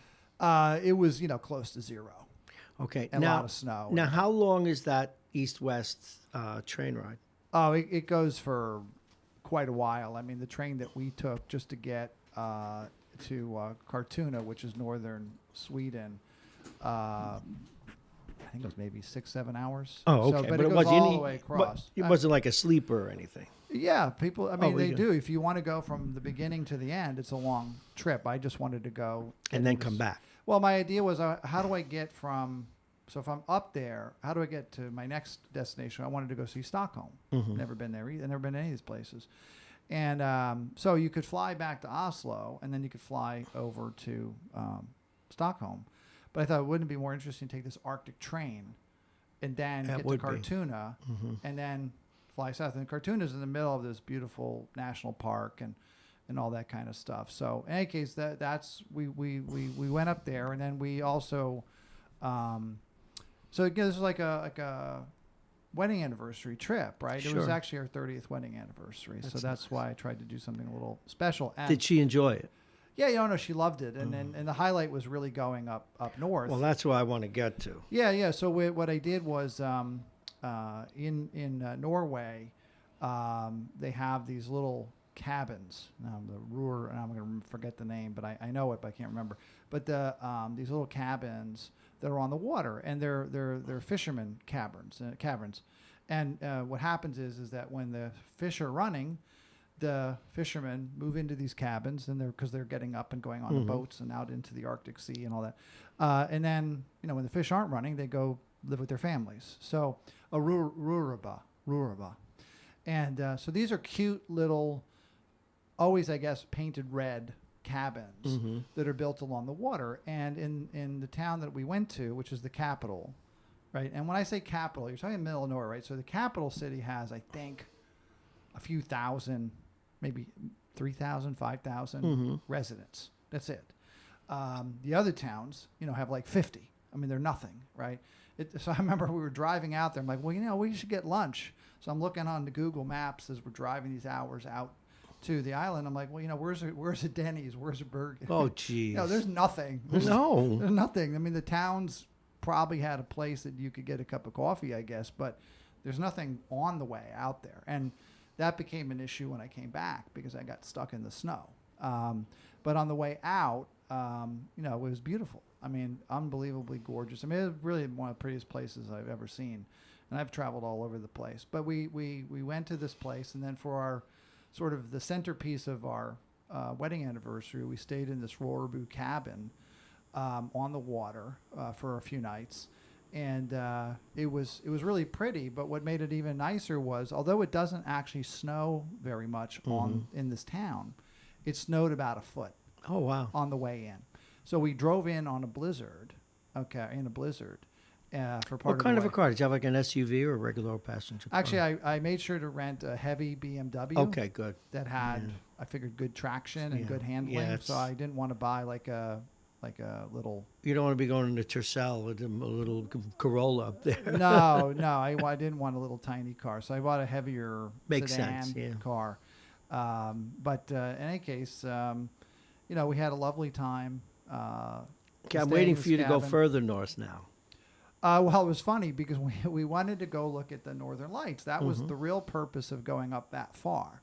And so in the town. Now, at this point in time, how high above the Arctic Circle are you? I think it's about 800 miles Good grief. north. Yeah. I can't remember. And how far are you exactly. from literally the North Pole, or at least the magnetic? Oh, it's North still Pole? a bit away. Still another yeah, 1,000 miles. but it's pretty far north. I mean, 800 miles. yeah. But in any case, so we get to Volvera and we want to go see the Northern Lights. I said, well, where's the best place to see them? And they said, oh, no, you can't do it here. This is, too crowded, too lit up, too many lights at night. And I thought that was funny, right? Because they're like, well, we're too developed here. And I'm like, you're really not. really? You're Okay. really not. Okay. But, okay. Well, what do we do? I said, well, you got to go on the other side of the island. You got to go this way up north. And so we ended up driving. So now Volvera's in the middle of nowhere, and we drove 2 hours to get there. But then they're telling us there, no, you got to go up to you want to go to the be nowhere. sure you have gas in the car. You want to don't go to really nowhere, you got to go to the other side of the island that you're on, because there's a whole string of islands. And so we then drove another 30 minutes or so into, absolute darkness. There's no street lights. I mean, if your car breaks down, you better pray someone. Do you have a comes cell along. phone with? But there's probably no cell service. We did have a cell phone. Yeah. Okay. Whether it would have worked or not, I don't know. But we got to the other side of the island, and then there's little towns there, and of course in the town there, which is tiny, and it's just a fishing town, right? Because that's what the whole business is up there. They're like, oh no, you can't go here. This is too developed. I'm like, are you kidding me? I said, where am I supposed to go? We got to go down the road a little bit. So we went down a couple miles down the road, and we got to sit along the coast. There was a few houses around, but pretty much, How's the isolated. weather at this point? No, it was okay. It was like here, like today, like 30s maybe. But then we sat there and waited in the car, and then you're waiting because it got dark, and so it's not like there's something that says, "Oh, the Northern Lights will be happening at 7:30." It's not like fireworks in New Rochelle, and so we waited and waited, and nothing happened, and it's like. And there's no guarantee, right? I mean, there could be cloud cover, or it could be a lot of reasons why you wouldn't see the Northern Lights on a particular day. So a lot of people do go look for them and don't see them. And then there are other times when they see them in Oslo. So you wasted the whole trip, right? So all of a sudden, the sky started getting a little lighter. So now we got out of the car, right? Because we're sitting there with the car turned off, the lights off, because we want to see. So we got out of the car, and it took about 20 minutes, but suddenly the sky lightened up, and then it turned green. And then you see the Northern Lights. You can see was it clear? Was it dim? No, it was clear, and it was really exciting. And they went on for us for about an hour, and by that point, we had seen, I think, the highlights of it, and it started to fade a bit, and we were cold, and it was late, so we got back in the car and drove home. But we accomplished the mission of seeing the Northern Lights, and it was definitely worth the trip. It was an incredible experience. Interesting. 919. My guest is Bob Cox, and being the holiday and all. Not that we won't talk about some hard politics, but he's telling us about his trip to the. You go further north after this, right? No. When we went back, I mean, the train may have gone a little bit further north, but we did this crazy trip to get to Stockholm, which is driving from Volvera to the Harstad-Narvik airport / airbase, then taking a bus into, I guess, Harstad. There's two towns. I can't remember, Harstad or Narvik. And then maybe it was Harstad. Anyway, then you get into the town. That's a real town, like a real city. It has commerce and shopping malls and things like that. And then you board a train. So we actually walked from the bus stop to the train, and then we got on the train and we went into the night. And when we got to Kiruna, you're also definitely in the middle of nowhere, and we had to get a flight. Well, we're at the train stop, and I had arranged on the internet to have a car pick us up. But all the websites up there, they're in the local language. They're not in English. So I kind of had to guess and use Google Translate. Yeah, you have to use order a taxi in Swedish. Yeah. And of course, I'm sitting there and there's no taxi when we got there, and now it's. It is interesting. I love this stuff. Now it's really cold. I know someone sent me a text. What are we talking about? We're talking about Bob's visit to, the Arctic. The Arctic, literally the Arctic. The Scandinavian somebody called. Arctic. Now we don't usually take calls when we have guests, but there's somebody on the line. You want to see who's there? Sure. Let's have some fun. Good morning. You are on Radio Westchester. They hung up. Okay. Call back. Yeah, call back. We'll take. This is a little different kind of day because we're here for the holidays. Now you've traveled a lot of different places. Now you have one of your children lives in Saudi Arabia, correct? Yeah, he's in Riyadh. And you've been there. I've had family. Couple times. I've never been there, but I have. My sister lived there for some 25 years in one of those compounds. But your son is not in a compound, is he? No, he lives in a regular apartment in a neighborhood in Riyadh, and it's actually a converted house. So in a neighborhood of very large houses, and it's a fairly affluent neighborhood. But this particular place was converted into maybe 8 apartments. Okay. And so he's in one of them. And so it's interesting because his neighbors are, Syrian, Jordanian, Afghani, one Saudi family, but a real mix of people. And when he goes, to do things like grocery shopping, it's not like he's at the PX on a base. He's going into the little local, they don't call it a bodega. There's a name for it, but it's like a bodega if he wants to buy something. Now he speaks Arabic?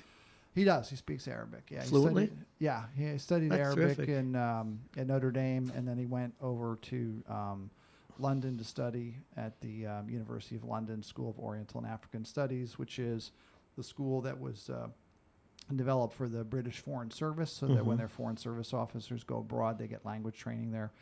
And then he did a summer in Jordan, in Amman. And then when he graduated, he did a couple of years of service here, and then he, which is something he wanted to do, like a community service thing. And then he went off for his career over to Saudi Arabia, and now he's in the midst of applying to go to grad school for foreign service. So, as they say in Saudi Arabia, inshallah, God willing, he'll get accepted, and if he is accepted, he'll hopefully go to Georgetown in the fall. Another good school. Now, what's he doing? Is he there learning stuff, or does he have a job there? He has a job. He works for a large international company that does language training and education. And he's a teacher in a school in the country, like really a professional school. So his clients, his students, are all professionals. Right. They're people who, for their job, maybe need English, like if you want to be a pharmacist or a doctor. Gotcha. He has people in the military and the government that are get language training, and they get it through his school. Now, what's it been like when you go there as an American visiting a relative there? Is it onerous at all to going through the passport controls or whatever? Actually, they've been upgrading everything because they have this big push on called Vision 2030 to encourage tourism, get people to come there. So when I first went there, it wasn't onerous, but it wasn't super quick. They changed everything to be like it is at JFK, where it's very, very computerized. So basically, you walk in, you put your passport onto a machine, and then you walk through, and that's it. Unless you're declaring something, but I wouldn't declare things going in. And so no, it's very easy. They don't ask you why you're there, as they do in other countries. You don't talk to anybody. You literally don't. Wow. No, I mean you may get stopped or whatever, but just because they maybe do some random checks. But it's not like this whole thing where you gotta talk to people and say why am I here and all that kind of stuff. They're very, I mean, I'm sure they're watching and they've got your passport image, and they're not they have a whole security apparatus in the country. I'm not naive about that, but in terms of me as the person coming into the country, I get off the plane, I go put my passport on a machine, and the one thing I will tell you is that if you're a Saudi citizen, there's a line, and then if you're not, there's another line, and everybody who's in the Saudi citizen line, they go forward until there aren't any more. Then they let the rest. Gotcha. Right, so makes sense. Yeah, well, I mean, it's a little annoying, but but no, it's fine. And then in the country itself, they had a thing where they had I'm going to pronounce it wrong, but I think it's the Mataween. That's the religious police that used to walk around and had little sticks. And if you had a woman and you had a little bit of hair sticking out from your abaya, your headscarf, they'd whack you or yell at you. Or if it was prayers and you weren't going to prayers, they'd yell at you and whatever. So they took all those people off the street. I actually met a couple of these officers, after they were basically taken from street duty. And I asked him, I said, well, so what do you do now? I mean, that was their main job. What do they do now? And he said, well, we're mostly in the office. And, we deal with things like drug cases and alcohol cases and stuff like that. That's right, because it's a dry country, obviously. Yeah. Unless you're on a... really dry. Like if you're caught with drugs, you can be killed. Yeah. Right? So I would just say that when I'm there, I'm very conscious of the whole political situation in the world, and with the Khashoggi thing. I was there before Khashoggi and after Khashoggi, and if you didn't see the news, well, I did it today. I put it in the news. Yeah, they just that's right out of Machiavelli's The Prince. I mean, get these people to do stuff and then blame them. That's great stuff. And then kill them. Yeah. But generally, that's what's going to happen. So I was there for before and after that, and I'm very aware of that. But when I'm over there visiting my son, I'm not there to... Oh, of course not. You're just there to see his son. Project my political views or my world views onto... Oh, of course not. People there. I'm a guest in their country, and if I don't, like it, then I shouldn't be go. there. I totally agree. Now, what about the weather? It's hot It gets up to like 120 at a certain point. Well, I've gone twice, and both times I went during the summer, and the people there said the same thing every time I met. So, why do you come here in the summer? It's too hot. We don't like it. Now, when it like this time of year right now, if you check, your phone, you'd see the weather in Riyadh might be 60, 70 degrees. Yeah, my sister, like I said, lived there 25 years, Yeah, but it's she was on lovely. one of those compounds. Yeah, And, yeah. When you're in the summer, it's hot, and I was there in the summer. I'm there in the summer because that's when I can really take the time to travel. And so there's sort of a downside to that. There's a couple things I wanted to do, like I wanted to go to the empty quarter. Do you know what that is? No. It's basically the southern half of Saudi Arabia. It's just a big open desert. There's nobody there. Oh, that's where I'd want to go too. And it seemed really interesting to me. And so, it was June, and also last year I was there in July. And I asked the guys that were my son's friends, who are all in the military, I said, can we go there? And they're like, no, you don't go there because it's too hot, and it's hotter than it is in Riyadh. There's nothing there. There's no cell phone coverage. You have to bring 3 vehicles with you, because if the vehicle you're in breaks down, you need to have a backup vehicle. If the backup vehicle breaks down, you need the backup to the backup vehicle. Because if you get stuck, you're really stuck. There's nowhere to go. Way to so get you out. need 3 different people in 3 different cars. Then. Actually, what you do is you hire Bedouin guides, and then they'll Okay. take you in to the empty quarter. But then they also said, there's like there's like quicksand in there, right? Like, so if you ever saw Lawrence of Arabia and you see in the movie that the kid sinks into the sand, that kind of stuff. And there's also asps, snakes that are poisonous that are in there. Oh, so marvelous. They're telling me, you don't want to do this, and this, but you can go in the winter. And I said, well, there's no snakes, and then there's cell phone cars. No, but at least it won't be 140 degrees either. I mean, it's really hot. I mean, when I was there, it got up to about 130. Jesus. But I mean, so nobody's wandering around outside. No. Some people are, but like they have. What about the Bedouin? What about the people? Do they still have the people that go out that just travel in the desert in Bedouins? Saudi Arabia? Yeah, Bedouins. Yeah, they do. But I mean, the government's given them all housing. And so what's happened is they will maybe have a house in a city center someplace. And then they will be out in the desert. The reason they're out in the desert is because they're doing things like herding camels. Sure. Okay, so the camels, we went out to a Bedouin camel ranch. I don't know what the real name is, but we went out to one. A place where they have camels. Because one night we slept out in the desert. How did you sleep how did you facilitate a tent? Well, because actually, it gets cold at it's night, Saudi right? Arabia, so they're all rich, right? So they don't really do that anymore. They have it's not a cabin, but they have this building, a compound. It was actually on a horse ranch, and it's got a building with air conditioning and Wi-Fi and cable TV and all that kind of stuff. But there's like a porch area, so they throw cushions down and blankets. And so that's pretty good. Yeah, and when you sleep out under the stars, and you're still in the deserts, when they turn the lights off, you can see. That's great. A billion miles into the sky. But the next morning we went to see this ranch, and then so the people I was with were explaining, because the Bedouin guys didn't speak English. They're explaining the deal, and what the deal is that they keep the mothers inside their corrals, okay.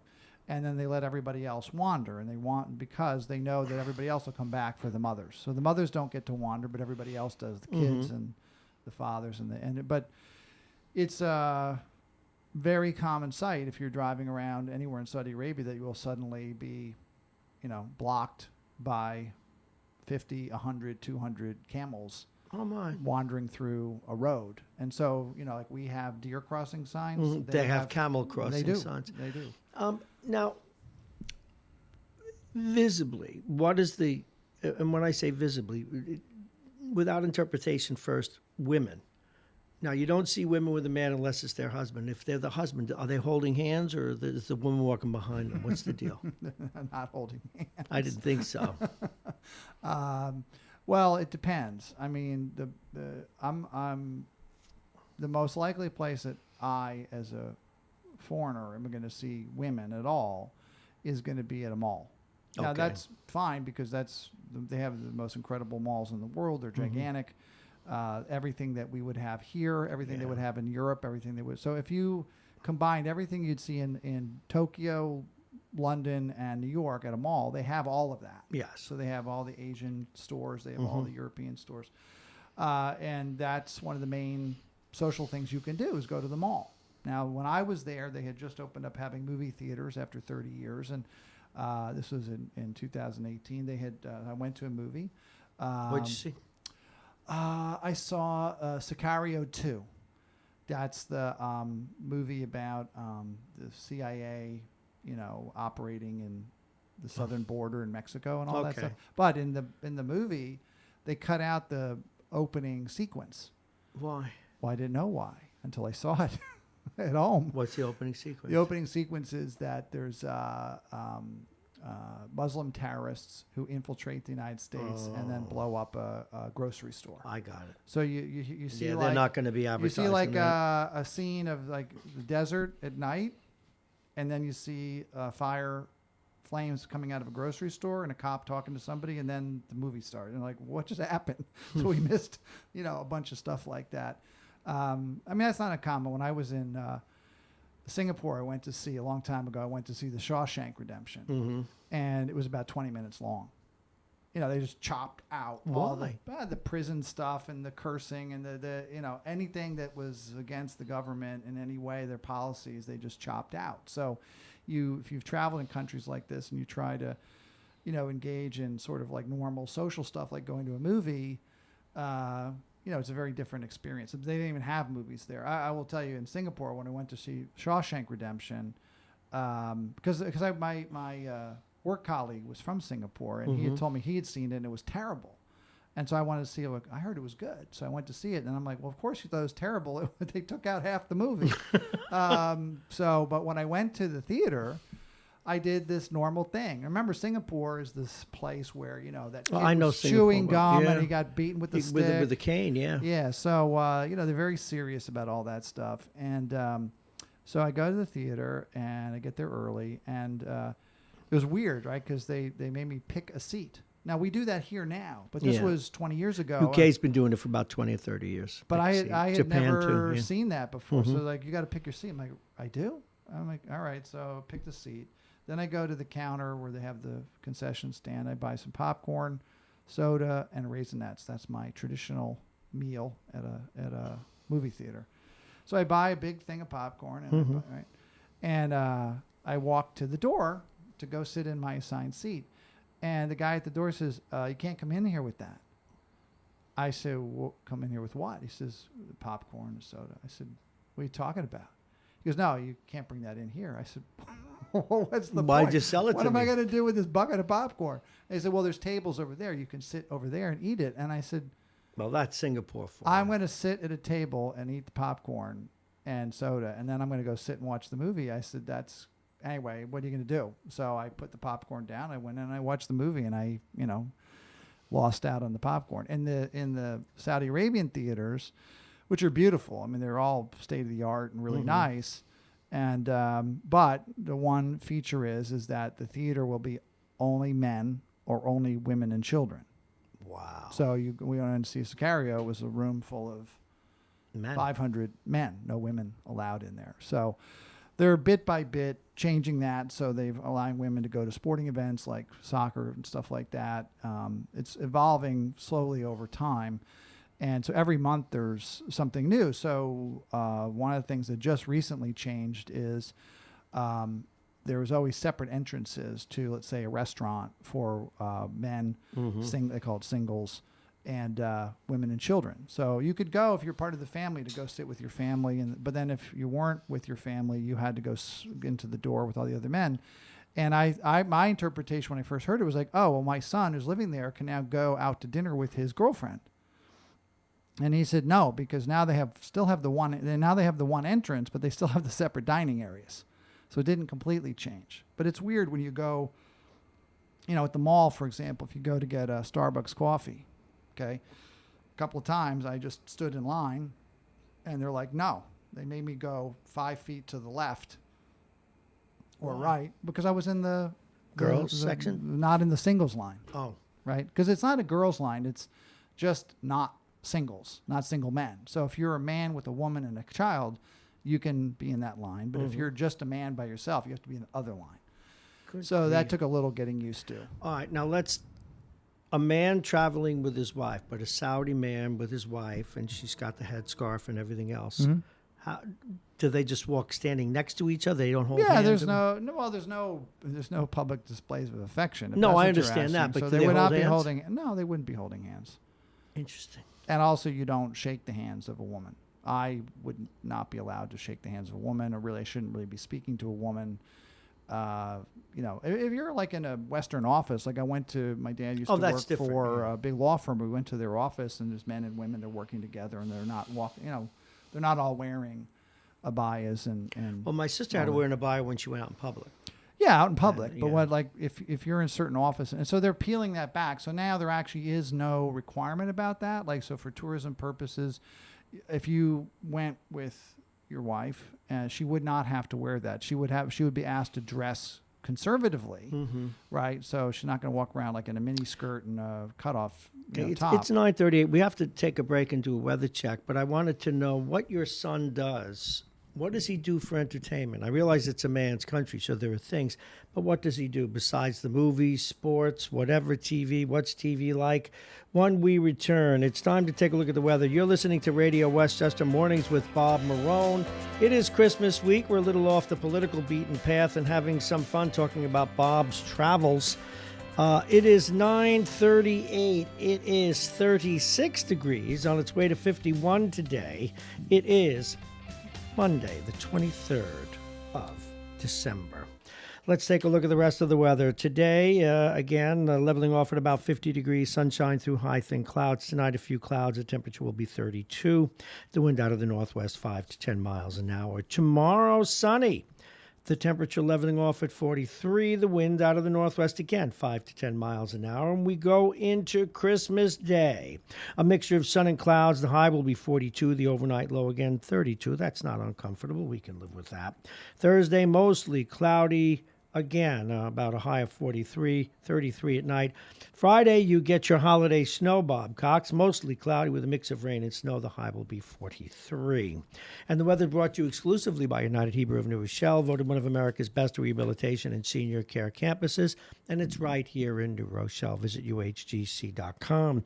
The bottom of the hour is brought to you by Aging Issues Management, Aging Issues Radio, the law firm of Payne & Kahn, Plug-in Virtual Reality, and Dominic Cigars. Dominic's Fine Cigars, licensed retailer with a big selection, including Arturo Fuente, Patrons, and more. Dominic's Fine Cigars, located at 204 Boston Post Road in Larchmont.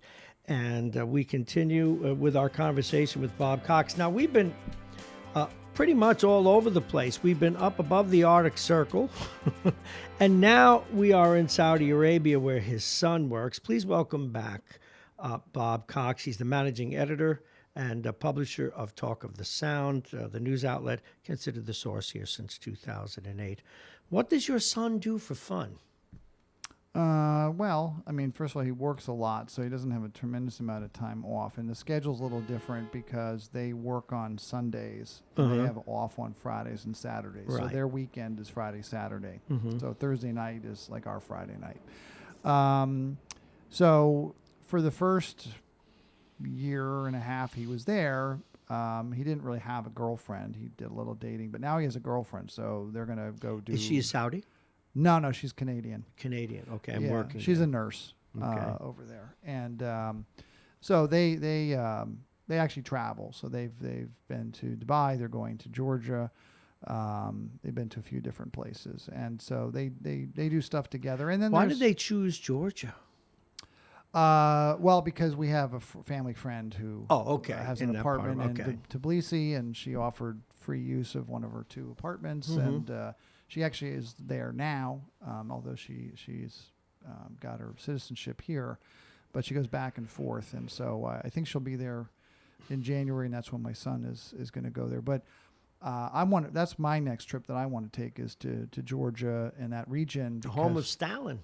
Well, I used to kid her all the time about Georgia and said, well, it's a land of rocks and goats.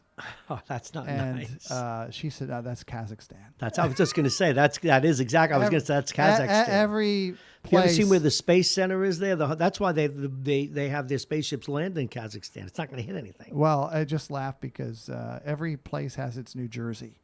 Oh, geez. Right? Go ahead. Right. Okay. Well, it's true. Hey, It those is. Kazakhstani drivers Jug handles with and their all. with their goats. I have no idea what Kazakhstan is like, but so I used to kid her about that, and then she finally said, "Well, let me show you my last trip," and I was amazed to find that Georgia has mountains that are very similar to the Alps, and there's a big ski area there, and there's a lot of cabins up in the mountains and beautiful hotels and hiking trails, and so I was kind of blown away. And Tbilisi and some of the other cities there are the old Silk Road cities, and so they're ancient, and there are some beautiful things there to see historically, some brand new buildings, and you can go along east to the Black Sea to Baku. And so that's the trip I want to do, is to go along that old Silk Road trail. That'd be fun. Yeah, it seems interesting, and I gather that the people there are very friendly. They're very pro-America in Georgia because if you don't know, about 10 years ago, the Soviets, you remember they kind of went into Ukraine? Absolutely. And they went did the into same thing. Georgia. They took over 2 provinces. So you can now also go to Russia while you're in Georgia, because Russia is in Georgia now. They're very unhappy about that. And if you go west out to the western part of, and go a little bit north, you can go to where the Russian Winter Olympics were held. So there's a bunch of interesting places to see there. If you go a little southeast, you can go to Iran, and you can cross over there, but I decided that Not a good idea. you can get in. It's like the Roach Motel. You can get get in, in, but you can't get out. Maybe you can't. Maybe you'll be there for a lot longer than you planned. Dubai. Did you get to Dubai when you were out in that way? I just went through it very briefly. Okay, because there's a lot of tourism there because they've created this almost secular town or secular areas where for a lot to get gamblers and vacationers. But I'm wondering how much such Sharia law is there. Well, I mean, it's I don't know if it's Sharia law there. I mean, I suppose if you're a local and you do something bad, you're going to get in trouble. But if you're a foreigner and you're doing business there or traveling, you're going to be treated really well. Very Yeah, well. that's You're going to be treated differently. I don't know if you call it well, but they make it that's part of what the Saudis are looking at. They're saying we have to diversify our economy away from oil, because I don't want to get too into the weeds, but Saudi Arabia sort of functions on the idea that oil will be $60 a barrel or above, and Forever. when it isn't, Yes. when it isn't, then that's a problem for their economy. So they don't want to be so dependent on oil. So Well, plus they haven't developed skills. It's like the teat of the Middle East. I mean, they all the money's from oil. People get money even if they don't have really good jobs. I mean, they exist on oil. they do, and they don't want to. I know. They want to develop things like tourism. Saudis have typically, not had to work. They don't have a real concept of like Protestant work ethic. Yeah, that was my point. Yeah. That's not like a thing there. And most of them don't really have to work. That's right. So they have people who come in from other countries. So most of the things like, cleaning houses and stuff like that is going to be done by people from countries like the Philippines and India and places like that. And then, for like teaching and stuff like that, they bring in people like my son. So he works with people from Ireland, from Canada, from the U.S. That come over there, and you get paid very well, and the cost of living there is cheap. He lives in a one-bedroom apartment for $400 a month inside Riyadh, which is the major city. So compare that to New York, where a one-bedroom would cost you a lot more. So you can bank some money and get some interesting experience. So, and that's what he's doing over there. So in terms of what he does, right? So what the big thing to do is to kind of hang out and talk. And that's because traditionally there wasn't a lot else to do. So it happens in people's homes. And so in Saudi Arabia, you have guests come over to your house, but you don't have them come into your living quarters. So they typically will have some other area to receive people. It's either connected to the house or it's near the house. So the one that's disconnected from the house, it's like a little separate building. Used to traditionally be a tent, and now it's a building, like I said, with Wi-Fi and air conditioning and all that stuff. And it's called an Astraha. So he often goes to the Estraha and hangs out with the guys he knows who are Saudis. And his whole group of people that he's gotten to know are all Saudi National Guardsmen. Wow. Which is different than the Saudi Now, National what if Guard one here. of them is married? Is the wife allowed to talk with you, or is she kept in another part of the house? And if she is allowed to talk with you, is her head bare? Anytime that anybody from outside the family would be in a house for any reason, and I've been into a couple houses, the women would always be fully dressed. Okay. And then as soon as the outsider leaves, they take it all off. So my wife's been there, and she said that as soon as, the guys talk. Like my son came over with my wife to this house. They talked to the whole family. The women were all dressed in the full outfit, the garb, sure. right? And the kids weren't. Right, so there's 5, 8-year-old kids who are just running around in jeans and T-shirts, and that's what the women are wearing underneath. They're just wearing like Western regular clothes, like you would see anybody wearing here. My wife said as soon as the door closed, they all whipped off their black coverings, and were just dressed in regular clothes and hung out and talked. In their house. With the for women hours. anyway. Where it's women only, but you can't let a man not from the family see the women. So that's what it would be. That's why it's not just out in public; it's also in the home. It's anywhere. That's why I asked. But that question. that's changing. What about soccer, pro sports, things like that? Do they have any? I'm sure I know they play soccer there, but do they have any professional soccer? They do. All the cities do. They have arenas and stadiums all around the country, and it's pretty competitive. And the Saudi national team played in the last World Cup. Yeah, they're good. Yeah. Well, they didn't. Good enough to get to They the- won one game. Right. They beat Egypt. Okay. So I went to Egypt and I wore my Saudi national team that must have made jersey, you very popular. just to get a rise out of them, because it's always good to get a rise out of the Egyptians with the Saudis. Not really. It's No, probably that's not very smart, Bob. walking around these neighborhoods. Well, they're coming from you. in You're Sharm not el Sheikh afraid with of this. anything. Why are you wearing that jersey? I said, well, because they won. If your team won, I'd be wearing your jersey. Oh, they didn't. marvelous. Did you like Egypt? I was in the Sinai when I went to Egypt, and so the southern tip of Sinai is where Sharm el Sheikh is, which is this incredible beach resort area along the Red Sea, and the water's beautiful, and scuba diving and snorkeling is among the best in the world. It's very famous. A lot of famous wreck diving there. Very famous ship from World War II. With that, the contents of the ship are all the jeeps, and they're all still there at the kidding. bottom. Yeah, it's a very. It's only for experienced divers. I would never. Whose ship? It was a British ship, if I remember correctly. But you have to be a very experienced person to do wreck diving, because when you go into the wreck, you could get stuck. You could get caught on something. Oh, You yeah. can't necessarily just go up if you have a problem. So you really, really need to And know you what you're doing. yeah. So you have to have I think it's 60 dives under you before, and they keep track. So my son is part of. He dives.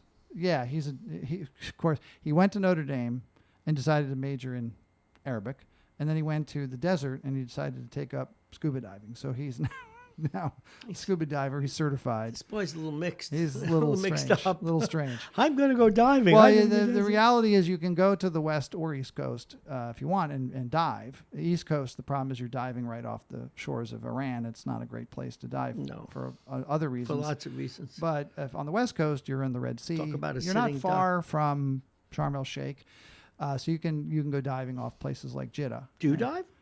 No, I just did the snorkeling, Yeah, just floating on the top, getting my back sunburned. Yeah, that's pretty much what you do. We've got 10 minutes left, and it's probably a good time. What are your plans for your paper, your news outlet, your site as we head towards 2020?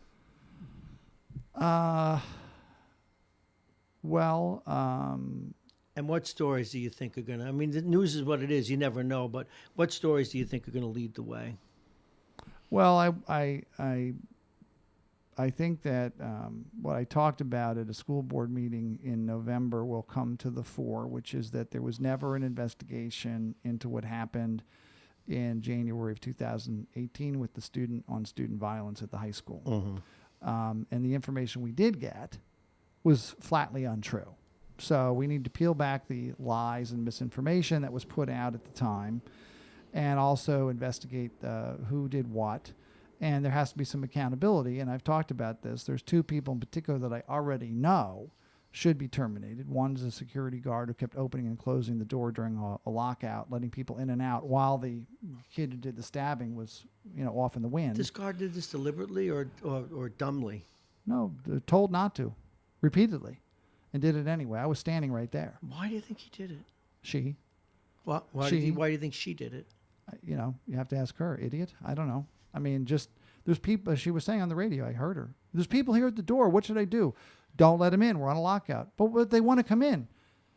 Well, we're on a lockout. Don't open the door. But they're banging on the door. Don't let them. And she just let them in. Like, who knows? I mean, well, she was just timid then. I don't know. I mean, it was pretty clear she was insubordinate. She should have been fired. Jeopardized the safety of the kids in the school. And now, what teachers. was the purpose of these kids? Were they students or were they outsiders? Do we know? Well, they were. I don't know who they were, but they appeared to be students. Some appeared to be parents going to the school for various reasons. And then at one point, the then assistant principal, who's now interim principal, announced that they were going to have something called a modified lockout, and that he said that meant that parents could come pick up their kids, and they could come in and then they could take their kids out. Well, Okay. wouldn't you have a specific door where you did that? You can't. Well, they did. They did have a door for that. That's not the point. The point is there's no such thing as a modified lockout. I mean, I was part of the school's safety team. We got training from the liaison from the New York State Police. She went through all the different modes that you go into when you have an emergency. And there's no such thing as we're on lockout, but we're opening the doors and letting people in and out. You're either on lockout or you're not on lockout. And so they made things up. They also put out statements at the time that there was no serious injuries. The police also said that, although they corrected the record later in an interview with me. But the schools never corrected the record as to the nature. The kid who was injured nearly died. Of course, they were serious. He had lacerations through his lungs, his spleen, and his diaphragm. So it was very serious, and he was bleeding to death. The other person that needs to go is the medical director, because she's the one who was there and in charge of the scene initially, and she ordered her staff not to call 911. That's why no ambulance was dispatched. That's why the police didn't know to go look for the kid. So because of her decision, this kid escaped and disappeared down to Gadsden, Alabama, and wasn't found for 4 months when the FBI picked him up. So utter incompetence, never investigated. And I spoke about it, and I made the point, which is that this medical director is complaining about the football coach not following the protocols and procedures about calling 911 and dealing with a student in distress. Who are you, the medical director, given what you did, to say that? And I said in my speech at the board meeting in November, you should be firing somebody, but it's not the coach. Obviously, I'm talking about her. Right. And I can't say it at a board meeting. I can say it here. Her name's Brooke Balchan, and she's a doctor, and I don't think she should even have a medical license. So I found out that the people who were upset about the coach have picked up on, if we can't save the coach, at least we can take out the person who went after the coach, which is this doctor. And there's grounds to do that, which is my reporting. So I think you'll see my reporting get elevated and become more of a topic. Now, the question that people will say is that reporting just to vindicate what happened with the coach, or would people be going after her anyway? You would. Well, I let's put it this way. I mean, I write these stories, and it's not my job to investigate or remove it's somebody. not your job to seek vengeance for anyone either. Well, but I'm reporting information that I think is important. I think the conclusion speaks for itself. If you're going to let a kid bleed to death in front of you, maybe you shouldn't be really a doctor at a school. Okay. But I'm happy if other people will pick that up, and I know that they're going to. So I think starting in January, you're going to see for the next several months, that's going to become more of a story. And I'm glad for it, because people should be asking questions about that. Well, they should be, and I guess at some point in time, people would have to answer why she did what she did. Now, what else do you think will be leading the news? Anything with development or anything? Well, I think the most interesting story coming out of the city is going to be what it's like now with the new city council. We're going to have, let's see here, 1, 2, 3, 4 women. Majority women on the city council. I don't think that that's ever happened before, unless somebody wants to correct me. And it'll be interesting to see how that works out, because already from what I'm hearing, there's a little bit of power play there have been going on, even though these people aren't even on the city council yet. So I think we'll have to wait and see what the dynamic looks like, but that certainly can become a story.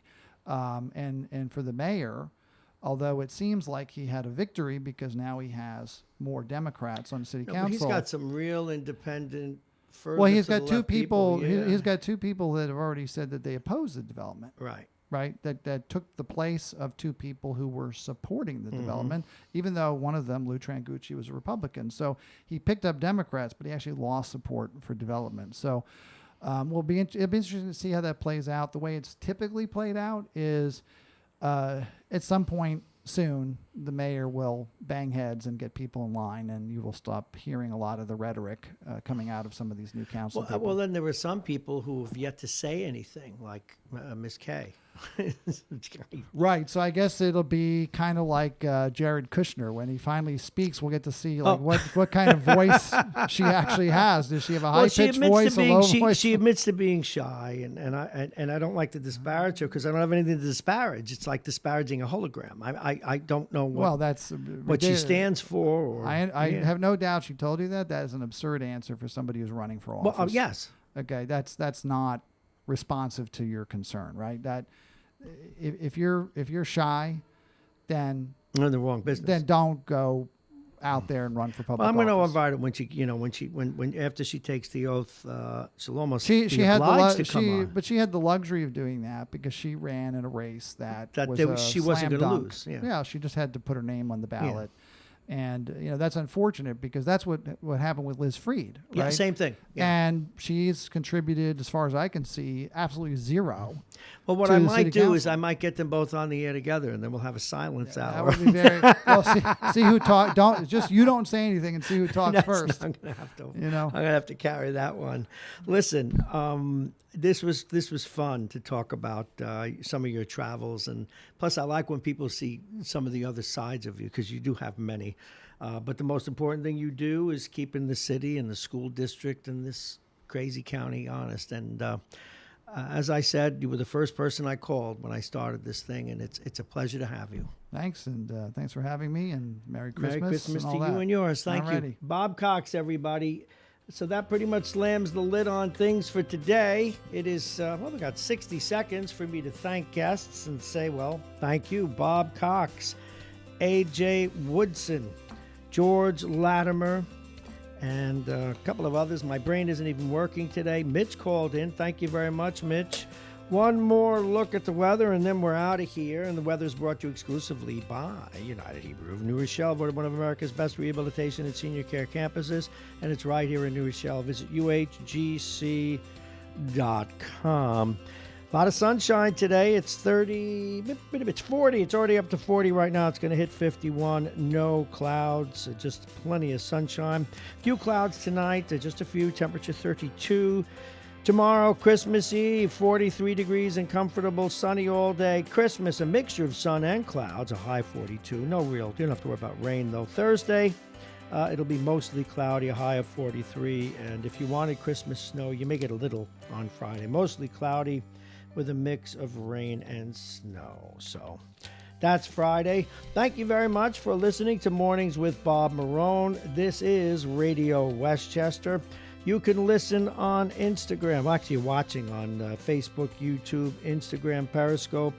Our radio outlets now include RadioWestchester.com, MyTuner Radio, and iTunes, just to name a few. I'll see the rest of you tomorrow at 6, about 6:10. Thank you so much.